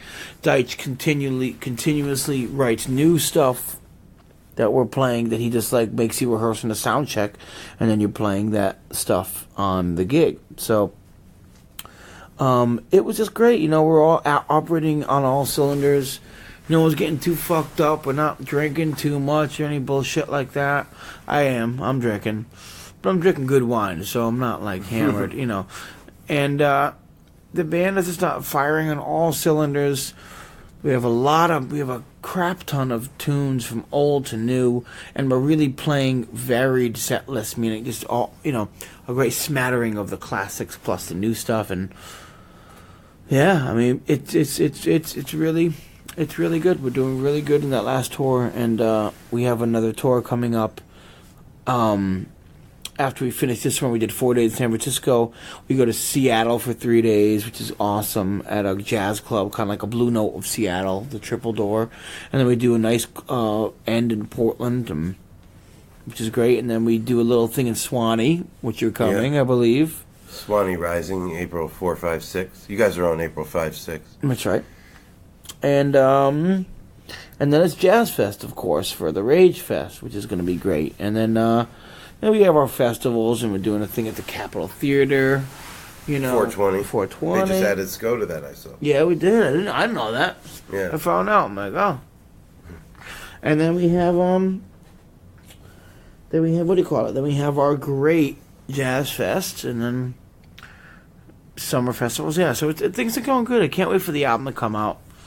Me either. It's been a long time. And I actually hate playing songs. Because Deitch and Shmeens in particular, I'm sure the rest of the band too, they get bored and they're playing these songs for 20-something years. So when they write all this new music and they record it, it's like, man, I want to play those tunes. And I get it, but it's like you're giving away the public. Now they know these songs before the album comes out. But and we've watched them grow. Like the Traps from 2016 was like skeletal. Exactly. Halloween in 2016. Now Traps is grandiose, multi-parts. And I love that. But I imagine if the first time you heard this song was when on the record, and then all of a sudden 2 years later, you see in another area. I mean, I guess there's two ways to think about it, for sure. But I love sneaking some stuff, play it. But every single time you see us, I don't want you to be able to see that. You know, I know I have a different approach. Like I love here's my new stuff. Check it out. But it's like now that when you hear the original now, the live versions, I feel like they're gonna really, you know, not crush it, but they're different. Right. So it's like you're gonna love but the sound of the record, the money we spent on it, the engineer Russell Lovato, who is Russell Lovato. Yeah, Russell Lovato is you know, analog versus digital in recording and sound. You know, you have all digital, which is all plugins and all of these computer and you know, we all know about, like, you know, MP3s versus vinyl. Mm-hmm. And Russ is one of the last analog engineers of all time, you know, modern. And he recorded D'Angelo's records, Voodoo, Brown Sugar, Erykah Badu, Black Messiah, Erykah Badu. He really had a hand in the neo soul movement, for sure. Roy Hargrove, the list goes on. It's unbelievable. And he's like, how did you make that happen? It's you know, Zoidus and Schmeens and Deitch. You know, I think, you know, the Zoidus to the Soul Live record back. You know, Russ is in New York. He's from the Bronx. He's from Staten Island. And you know, if you're in the scene, you know about him. And I believe Soul Live, or is it what's his name? Zoidus with the Rustic Overtones, recording a record back in the day, and I think it was D'Angelo was recording his record at the same time in the same studio. Yeah, Zoid. You got to meet him. And another Studio A, Studio B. Right. So they got to hang out and go over, like, and hang out and smoke weed and do all this shit. And it was just so, you know. So anyway, but Russ is, he knows them. You know, there were New York. This is a bunch of New York boys, you know, or Connecticut, you know, Kraz and what's his face, you know, Deitch, and they're all New York kind of dudes, and well, so that really, like, you know, they've been around, so they know Russ. Russ is a famous dude, and it's a great thing. So finally, they were like, you know, they got the thing together, and now Russ would be like, hey, we want you to do the record, and they were like, oh, he's like so happy. He's like, dude, I'm so happy you asked me. I'm waiting for you to do a record with us. And then the boys are like, you kidding me? That's amazing. We've been... So anyway, it's great to have a legend. We're very lucky. And he said yes, and now it went great. No, he wasn't, you know, he did what he did with it is beautiful. It's not stoked like, on the we're sound super stoked, yeah. And the fabric of the sound. It's just thick, natural, warm, dark, super warm, and it just, yeah, if you listen to all the other records, we had Joel Hamilton, who did Pretty Lights and all that, you know, whatever, you know, who makes things dirty and cool, which is cool. But, like, you know, Russ didn't really do much to us. He just let us do our thing. Right. It's like, we sounded good enough. He's like, he can't really, it's like, he said to me, he's like, I work with a lot of bands where I have to change their sound. They're just playing one groove forever. And I got to make it sound cool. You guys have all this stuff going on. I just got to sit back now. Right. So I was really impressed by that. And when I heard it, and then he mastered, well, when they got mastered by Bob Ludwig, one of the most famous, he's done like some of the most famous, look him up. He's the most famous mastering engineer in the entire country. Wow. Fact. More than Fact. Bob Power. Yeah, I think so. Wow. That's funny, they're both Bobs. Yeah. Anyway, this is the greatest recording team we've ever had. And the music is worth it because, you know, you've heard the songs, you know, most of them. I've heard snippets. I mean, I've heard all the songs, but I've only heard snippets of the record. Apparently, I'm going to hear it soon. Yeah. But when I was walking with some of the Jesus and Zoid, and they were playing it on a little pill, you know, like a little speaker. Yeah.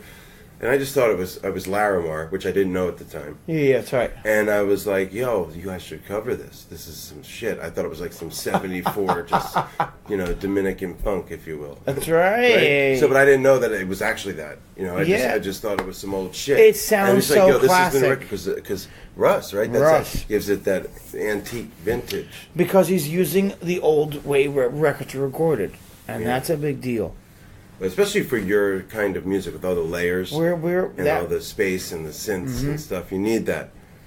You can't have a digital sound. No, and these boys in the band, they know, and including myself, we all know the older music. We know that stuff, Right. and we're that band that knows that stuff better than most people. So we're doing that old music plus our new sound, Yeah. and it's really a great combination, and constantly changes. And the guys in the band are so steeped in knowledge and past recordings that it's just shame. It's you don't want to be around them. Like if you think you know what's going on, we're really novices compared to the guys in the band. They know so much about the old stuff, Right. from the hip hop, the golden age of hip hop, to real funk, and everything in between. It's just it's real, Yeah. and it's great to be around those guys. You learn so much, and that's one of their main deals is that's the it's their knowledge, and that's what they're passing on to us. So I'm happy to be in the crew for sure. Yeah, man. And you also, along with Nigel, are both living in New Orleans for some time now. That's right. I've been there about 5 years. Right. And, we're about to go back to Jazz Fest, which is a blessed time every year. Mm-hmm. And, you do your one gig with Lettuce, the Rage Fest, which is always a great time. And, but there's a lot of other things going on. And besides, Lettuce, if you will, in New Orleans. And I think that as somebody who's kind of been I would admit that you've been adopted by the city of New Orleans. Like, they claim you as one of their own, even though you're from Rhode Island. Exactly. Right? That's for sure. And then, like, last night, you did the late night jazz hit with Will Blades and his team, Yeah. and you had someone you described yourself as like a trumpet phenom from New York City, jazz phenom. Benny Benac. Right. Coming around. So, what I want to say is, or ask you about, is just outside of Lettuce, are you still stimulated by jazz music and playing New Orleans music in New Orleans, or meeting up with a guy like Benny last night and playing, I wouldn't call that a straight ahead gig you did with Will, but it wasn't Close. funk. Yeah. Yeah. And, That was close. that side of you, because you said in the beginning of the interview, you're a jazz guy, Yeah, I have major jazz roots. Are you still a jazz guy? I don't play as much as I'd like to, but yeah, of course, you'll never not be what you came up as. But yeah, man, I play a lot of jazz in New Orleans. I get to play with Ellis Marsalis and Stanton Moore and whatever. I play a lot of jazz, and that term is a fucked up term. Yeah, let's talk about that. You brought it up last night. Yeah, Nicholas Payton's been kind of trying to wake the town about that. Yeah. Jazz instead of jazz is really JASS, which means like it was a racist term, and like them boys and their jazz behavior, like they're like it's a rude, fucked up thing. Like it's like for black people, it was like a thing you'd say against black people, which is horrible. And then they changed to JAZZ, and Paul Whiteman, famous, was dubbed the king of jazz. And it was a white guy. Funny enough, he's white. And it's just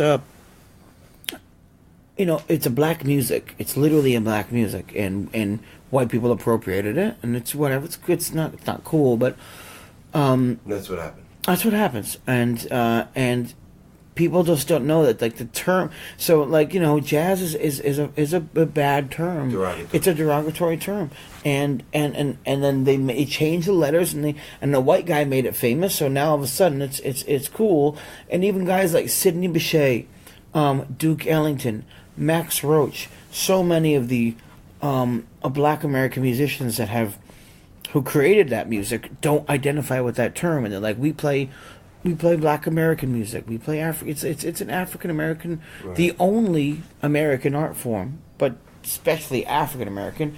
And jazz is now the term is just too far usable. It's like record labels. They put a label on shit, and then they sell records by that. That's what it's been happening. We all know this. And, well, Nick Payton's saying that. Nick Payton, right? Is that happening elsewhere outside of New Orleans? Is No, that line not of really, thinking? not really. It's native to him. Now, jazz, that kind of music started in New Orleans. Of course. And But are people Nicholas outside of New Payton's dad is a very famous. He's passed, and he's a very famous bass player, extremely famous. And Nick Payton is the greatest trumpet player to come out of New Orleans, besides Wynton Marsalis and Louis Armstrong, and he's one of the greatest in the world, and he's a good friend of mine. And you know, when someone that you grew up listening to has an extremely strong opinion and is correct, you listen to that. You know, it's not my music. I'm playing it. I make a lot of money from. I make some money from it.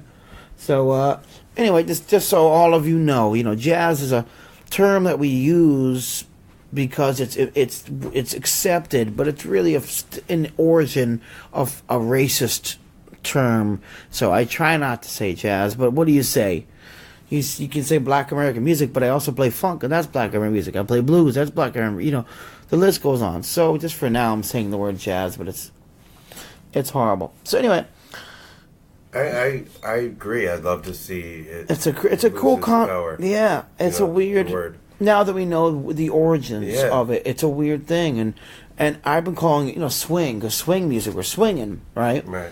But that swing is like also a term of like, it's like boom baka boom, but it's like cheesy. It's like old school swing. Right. That's like, but it's hop and fetch kind of thing. Yeah, exactly. Right. So anyway, bottom line is that I play a lot of swinging jazz oriented music, and I try to do as much as I can in New Orleans. And Nigel's not in that shit. He's never been really into that. He loves it, jazz. And not jazz in particular. Stuff, right? Yeah, I mean, he plays. New Orleans. It's New Orleans. Yeah, that's the old rhythm and blues, which is where rhythm and blues really came from New Orleans. R&B music is rhythm and blues, but it's Fats Domino, a lot of other names that we don't know about, like Lloyd Price and Smiley Lewis and all this stuff that we should know about.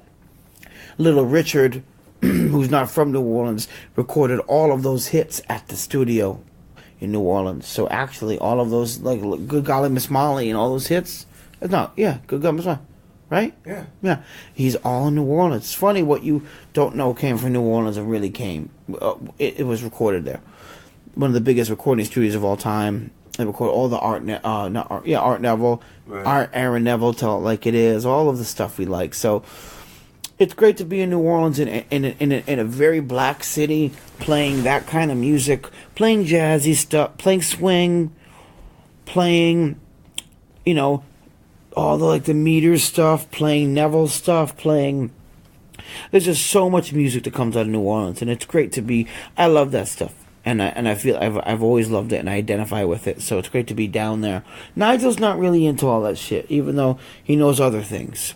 But he's from D.C., a very gritty black American city. So he fits right in. He loves the vibe of New Orleans, and he's extremely the most soulful dude we know. And so yeah, I'm down there, and I when I'm home, I just generally just cook, When I play so much music with Lettuce, it's very intense, so I try to chill, and I try to play little ballads and quiet gigs and stuff like that, I try not to go to the Maple Leaf every week, and the Blue Nile and Rage, and just, they're partying out there, they're just, it's a great vibe in New Orleans, anytime on a Tuesday, it doesn't matter, so I try to just chill and do my thing, but you got a straight ahead group, right? Yeah, I have a straight ahead group. I have Eric Benny Bloom and the Melodies, my little straight ahead group, and then I have Benny and the Late Bloomers, which is my doing like R&B and all funky kind of stuff, and I'm singing, and it's the Benny Bloom show. That's the group you want to see. But and what's the Sonic Bloom? The Sonic Bloom has been renamed as Benny and the Late Bloomers because of the festival in Colorado, Sonic Bloom. Yeah, and it's just too much. It's too confusing. So it's Benny and the Late Bloomers, and I'm putting an EP out before the latest record. Oh yeah. I'm getting it mixed by Ari Raskin, who did Live in Tokyo and Out of Here. Yeah. So because I'm so busy with Lettuce, and I'm also starting a wine business. We'll talk about later at some point of the podcast, and I'm really busy. So when I'm home, I want to hang out with my girlfriend, and be a normal human, and gig a little bit, but. After this tour, I'll be home for 4 days. I go about Swanee, and then I'm back for 3 weeks, and it's Jazz Fest. Right. And then we go on and do, it's just, so busy. Ends. Yeah, it never ends. So I'm not trying to go and take this Benny and the Late Bloomers thing all over America because I'm just so busy. And just trying to work while you're home. Yeah, so I want to make more money with the group at home. Right. Overhead. Less overhead, going on around. I'm already, Zoida said to me once, it's fucked up, but he's like, you're already with the best funk group in the country. Like, what are you going to make another group and go on the road with put your energy in that? It's like, put your energy in lettuce. And I'm like, good point. Yeah. It's fucked up. It's all, I see what he's saying, but that's why I'm like, That's what they used to tell Jerry, the rest of the Dead. Isn't that fucked up? And then he just wanted to do Jerry Band, A, because he could keep the check, and B, and because and he made it fun work for him. And if you listen, like, what's his face? Not Merle. Seals? Merle Saunders? Yes. That shit is some of the hippest, funkiest combination music we've heard ever. And so it's like, when someone's like, dude, trust me, don't do that. It's like, dude, fuck you. Yeah. So I know, me and Zoe are the best friends. I love that motherfucker. He's my big influence. He's my big brother. But yeah, I always take, he's not a grain of salt, but no, I always, he's always right. He really is generally always right. That's the sad thing. Almost. He's a wise man, for sure. He's I've good, noticed man. that through the years. But so we'll see. But this Jazz Fest is going to be great. I'm looking forward to it. Yeah, I can't wait to see your poster. Oh my gosh. Yeah. A lot of gigs. I have 18 this year. That's amazing. What's the name of the EP? Who's partying? Nice. Perfect. I need a shirt. It'll be some gear. All right. Well, you can count me in. There you go. Well, you mentioned the wine, man. Like, we just do this interview here is going to be kind of like the here and now. So we talk about SCO, we talk about the new Lettuce album, we talk about Jazz Fest. Yep. And we'll keep it present. Then we're going to do a real rewind when we've got an Sure. hour or two. And we can talk about your path, how you got here. But the latest news in the world of Benny Bloom and the Shady Horns is the wine endeavor that you referenced earlier. Than that, we talked about at length throughout the course of today. Yeah, you've heard about it. Pull the cork from that bottle and talk about it. That's pretty good, bro. You like that? I wish You're I had good. a kick drum and a cymbal. But quickly, people, I'm starting a business. If there are importers, then they bring the wine in from other countries, and then there's a distributor who sells the wine in one state only. So I've decided on Colorado is a great state, and we love it. We have a lot of fans there, and they're still drinking very normal wines and eating steaks all day. A lot of that kind of vibe. But it's also in Colorado, it's very healthy. We have people that are hiking all day. They're doing yoga all day. They're eating beautiful kale salads. They're, smoking organic, legal weed. But they're drinking shitty, conventional wines full of chemicals and sulfites and vineyards that are sprayed. And people don't see the difference. And you can taste the difference. So when you taste these organic, biodynamic wines that just aren't sprayed and messed with, and nothing is added, and it's some real stuff. It's like we all do this with weed. We want the best stuff. Why would we not want it with alcohol? We try to get the best alcohol with great whiskey, but then when it comes to wine, we're like, oh cool, I don't like white, I don't like red. It's it's like none of us know what we like. It's like you think you don't like fish until you have great fish. Right. So me and Ryan Zoidis decided to open up Sauvage Selection. Sauvage in French means wild, like savage, but Sauvage because they're French. And Sauvage Selection. So we're going to start this distribution company representing some really great European importers. I mean, he's based in New York, and then some great California and Oregon producers as well. And we'll be, I'm essentially a wine salesman, which is hilarious. I just like good stuff. I like good wine. Ryan brought me when I played at Pretty Light Sea, brought me my first bottle of natural wine. It's called natural wine because and it was really cool just to have a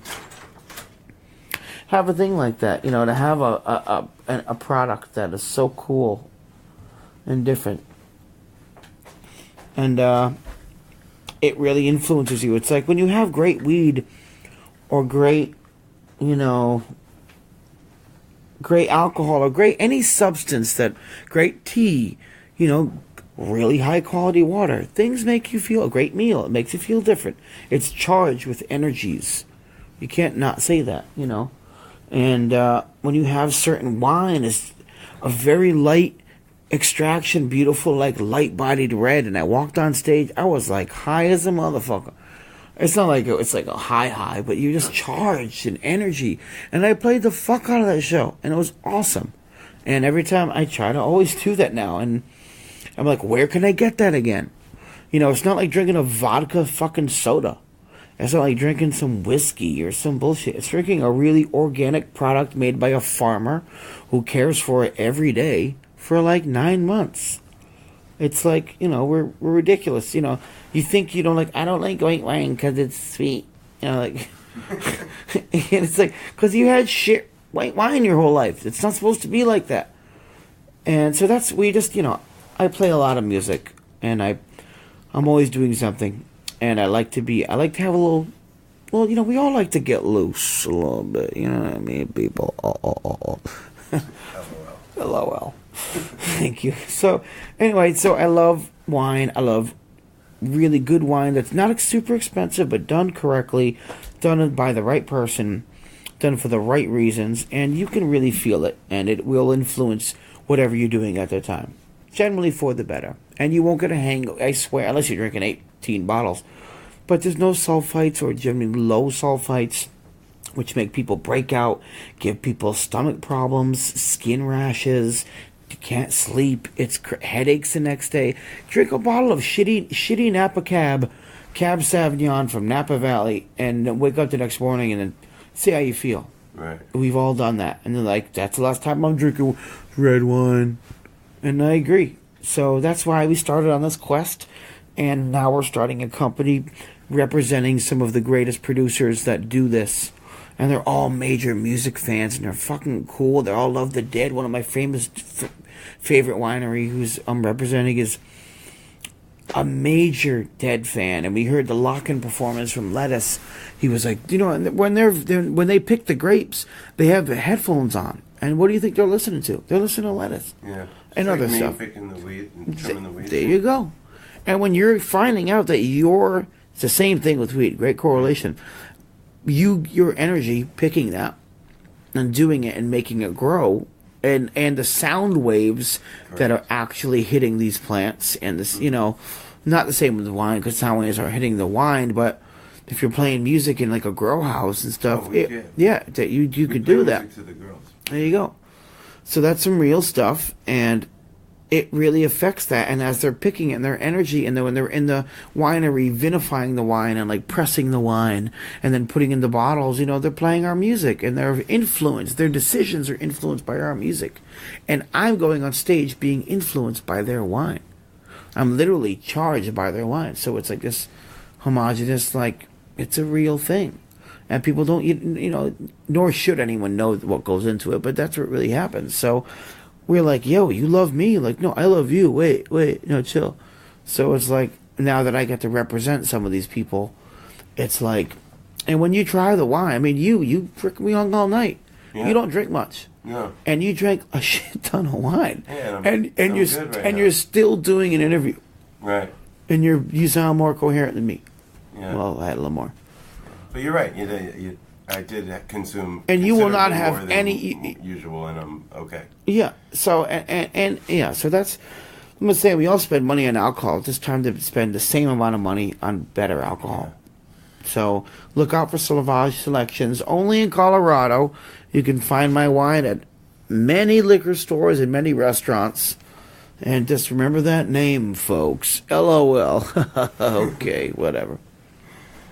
Right on, Benny. Well, that's an exciting thing for you and Zoid, and the fact that, you know, you're partners on the stage, and now you're business partners. And yeah, it's a beautiful he's a good thing. friend of yours, so I wish you all the best in Thank you, the man. endeavor, and very much looking forward to Swanee in a couple of weeks. Mm-hmm. Jazz Fest after that. Lettuce Record. And then Red Red Rocks. Yeah, this is a season of lettuce abundance for us right That's now. right. So, yeah, this is a nice 40-minute chat that we had. So why don't we pull up stakes for part 1, and we'll pick it up in Florida in a couple of weeks. You got it. Part 2 coming at ya. Yeah, man. Upful Life. That's where we're at. Thank you, baby. Yeah, signing off from the Park 55 Hotel with Eric Benny Bloom, and we'll see you next time.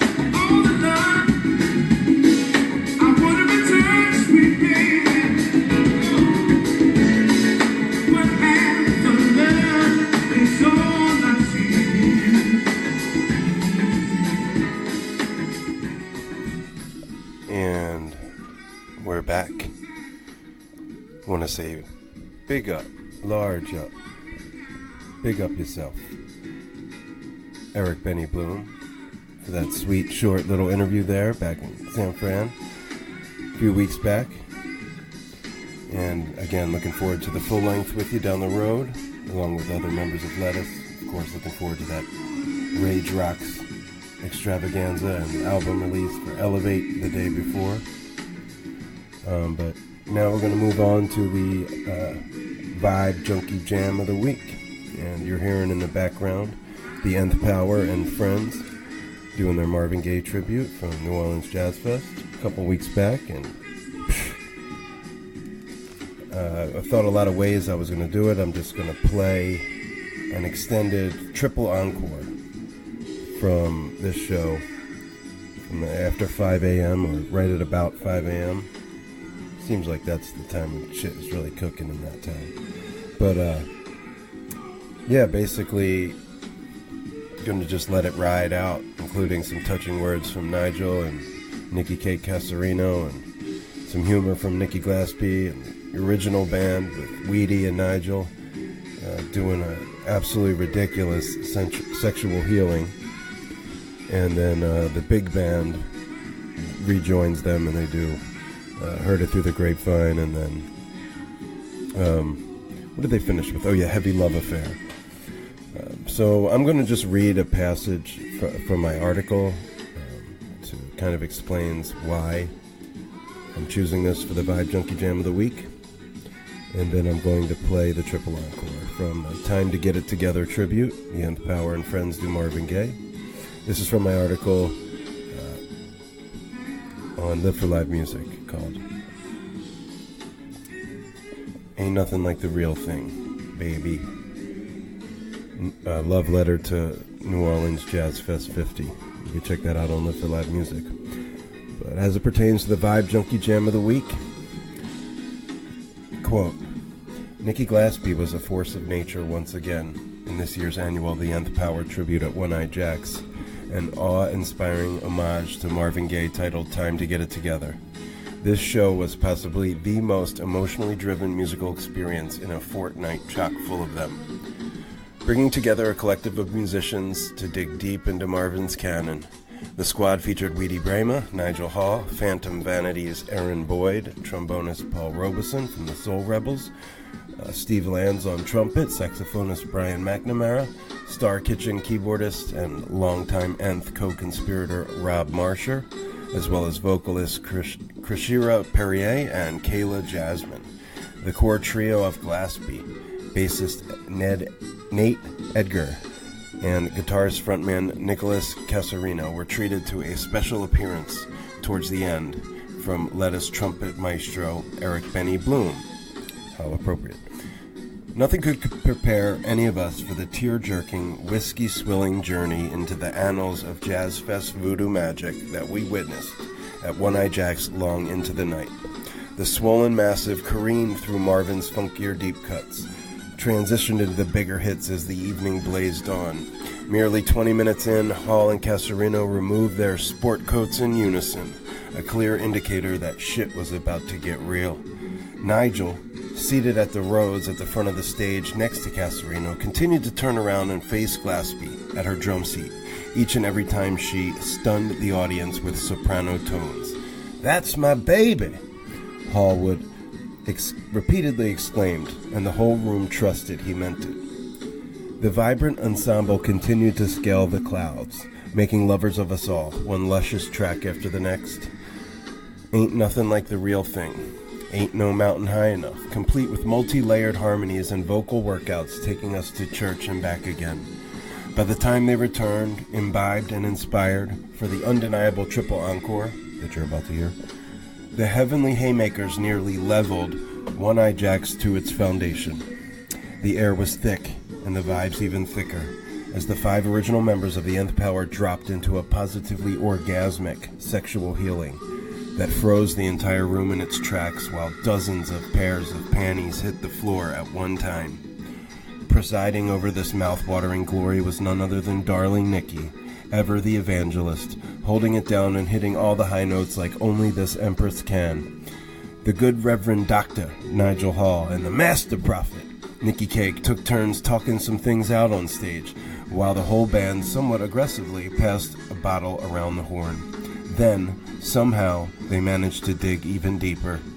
During a filthy grapevine finale that made its way through Nth's classic Jazz Fest 420, they exploded into Heavy Love Affair, manifested in the form of a salacious DC go-go joint. This final transmission saw Benny Bloom pop into the mix to get busy on trumpet, and the rest of the big band followed suit as they passed the solo around one more time, with feeling, bringing back that district swagger time and again. In a city and festival overwrought with tribute shows, the Nth Power delivers second to none each and every year down at the Jazz Fest. Ring the alarm, we've got another instant classic on our hands. Astonishing how many times they can return to the well, yet always be finding forever. End quote. So without any further ado, here's the Nth Power triple encore from the Marvin Gaye tribute at One Eye Jacks Jazz Fest 50. You're listening to the Upful Life Podcast, and I'm your host, B. Getz, and we'll see you next time.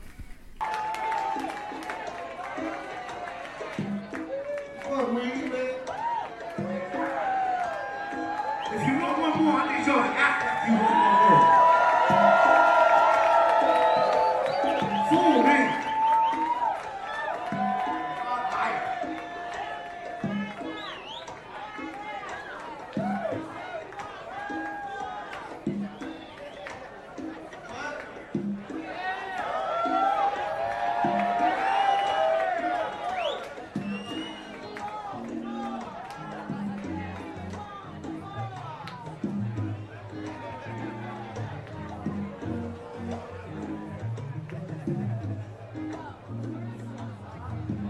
Fuck it, man. I know we didn't do this, but let's play this shit, man.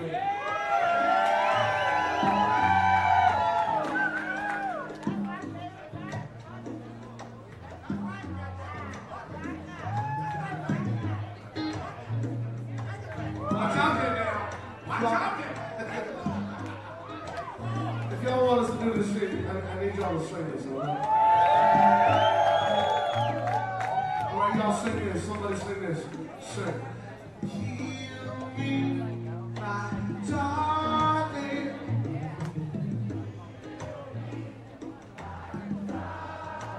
Heal me, my darling. Yo, Nigel and Nicky, we all show them how the fuck this goes.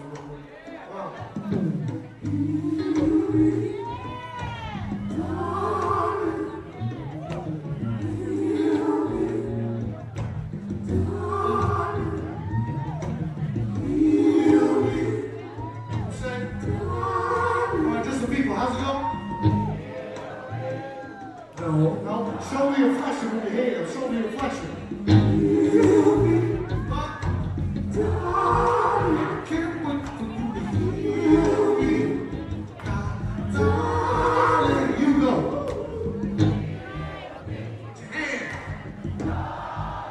Put your hands up. No, do it again, y'all.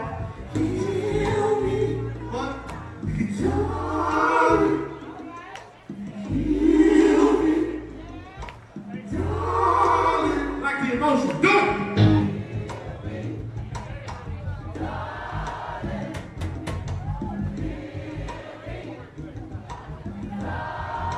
Hold on, man. Baby, I'm hot of you.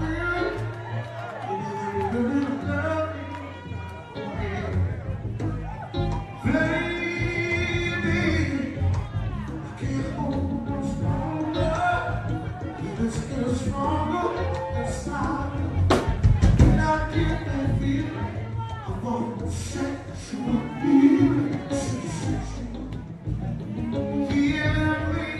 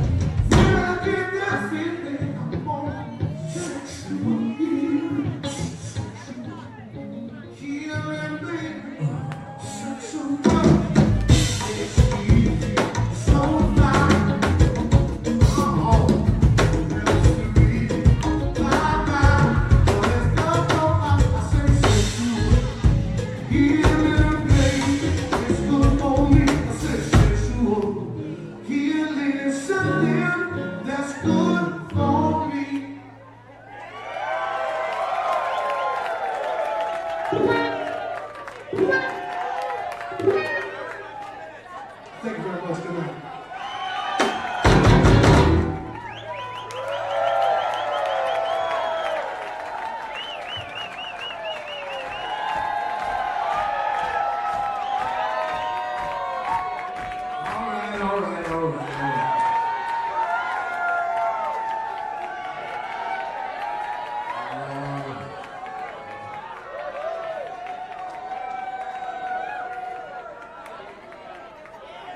It is Valentine. Ladies and gentlemen, before we play this encore, I just want to say.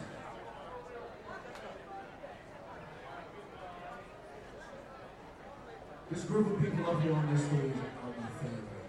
And when you go to a family reunion, the joy in your heart and your soul that you feel when you're with your family, your blood, the people who know you more than you know yourself.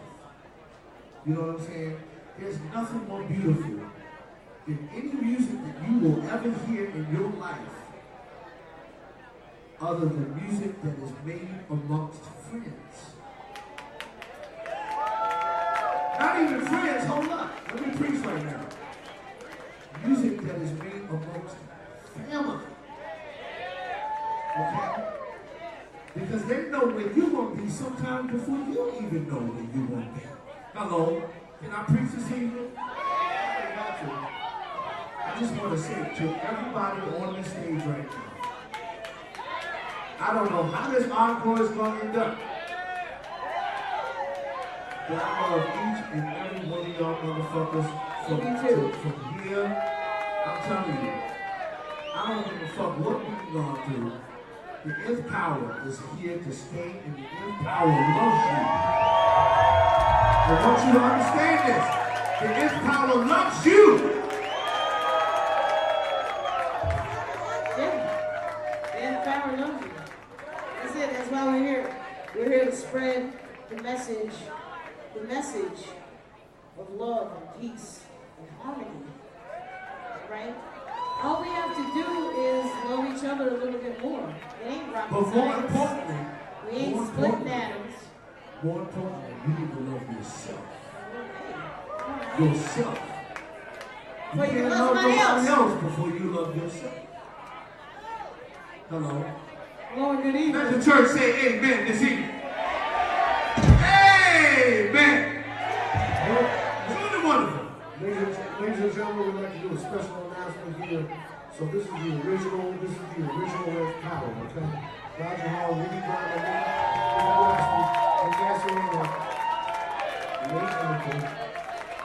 Alright? So this year is our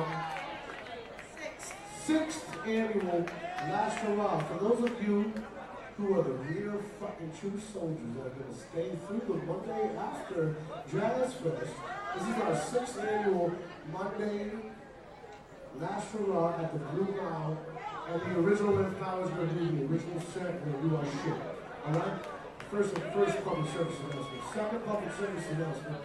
We'd like to dedicate tonight and everything that we have to the legacy of Kofi Burbridge, who will be here now. Make noise for Kofi Burbridge right now so he can hear you.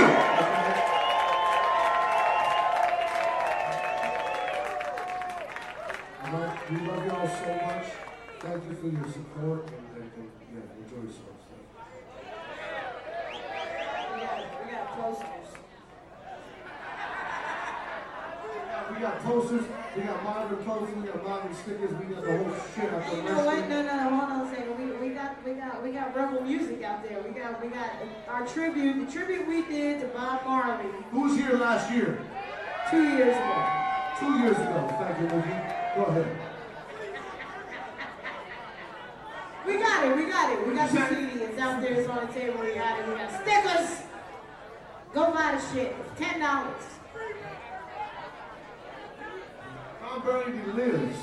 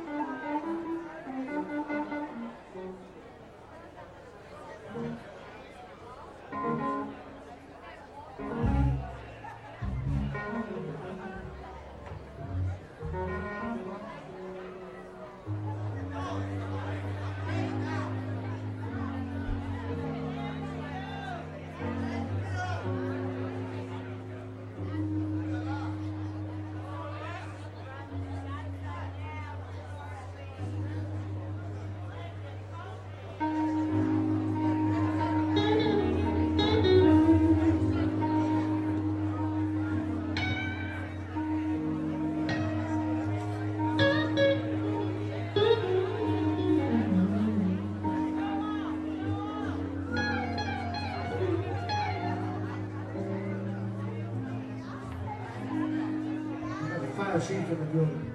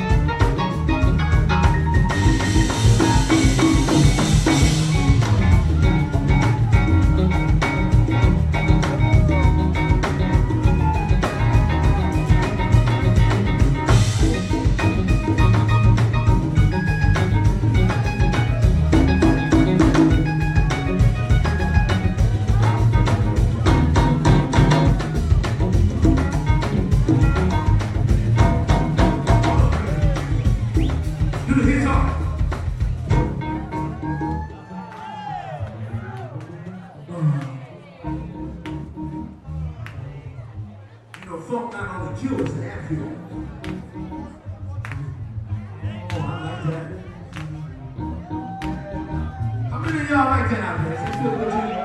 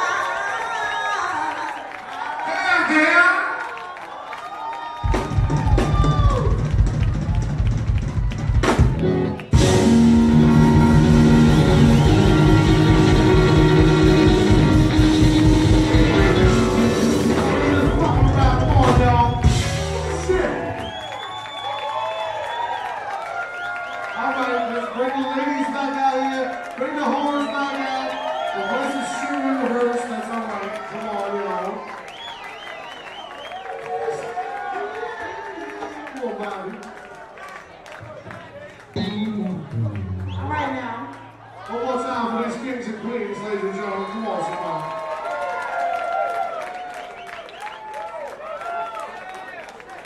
Y'all want my mom before we get out here? Let's do it.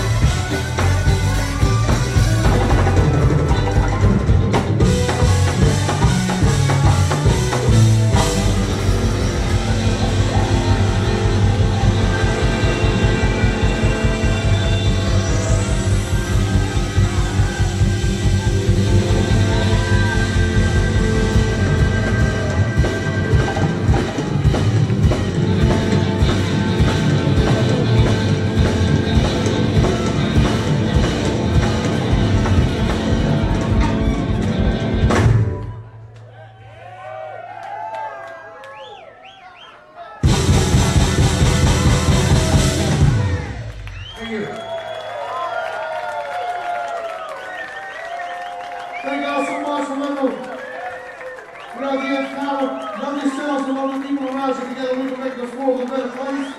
Come sing what's up to the merch table. Nigel Hall, Weedy Driver, Rob Marshall, Paul Robinson, Steve Laird, Ben Gold, Bubba Fresh, Nick Dog, E-Money, Michelle, Kendall, where y'all at? Hello.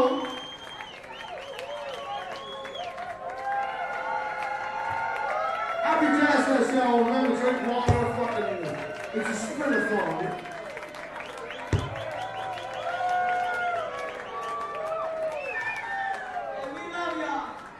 We love you guys. We had the power of you. Take that love and spread it around. You know what I'm saying? We here. All this week, we see you. See you on Monday, Tuesday. That's what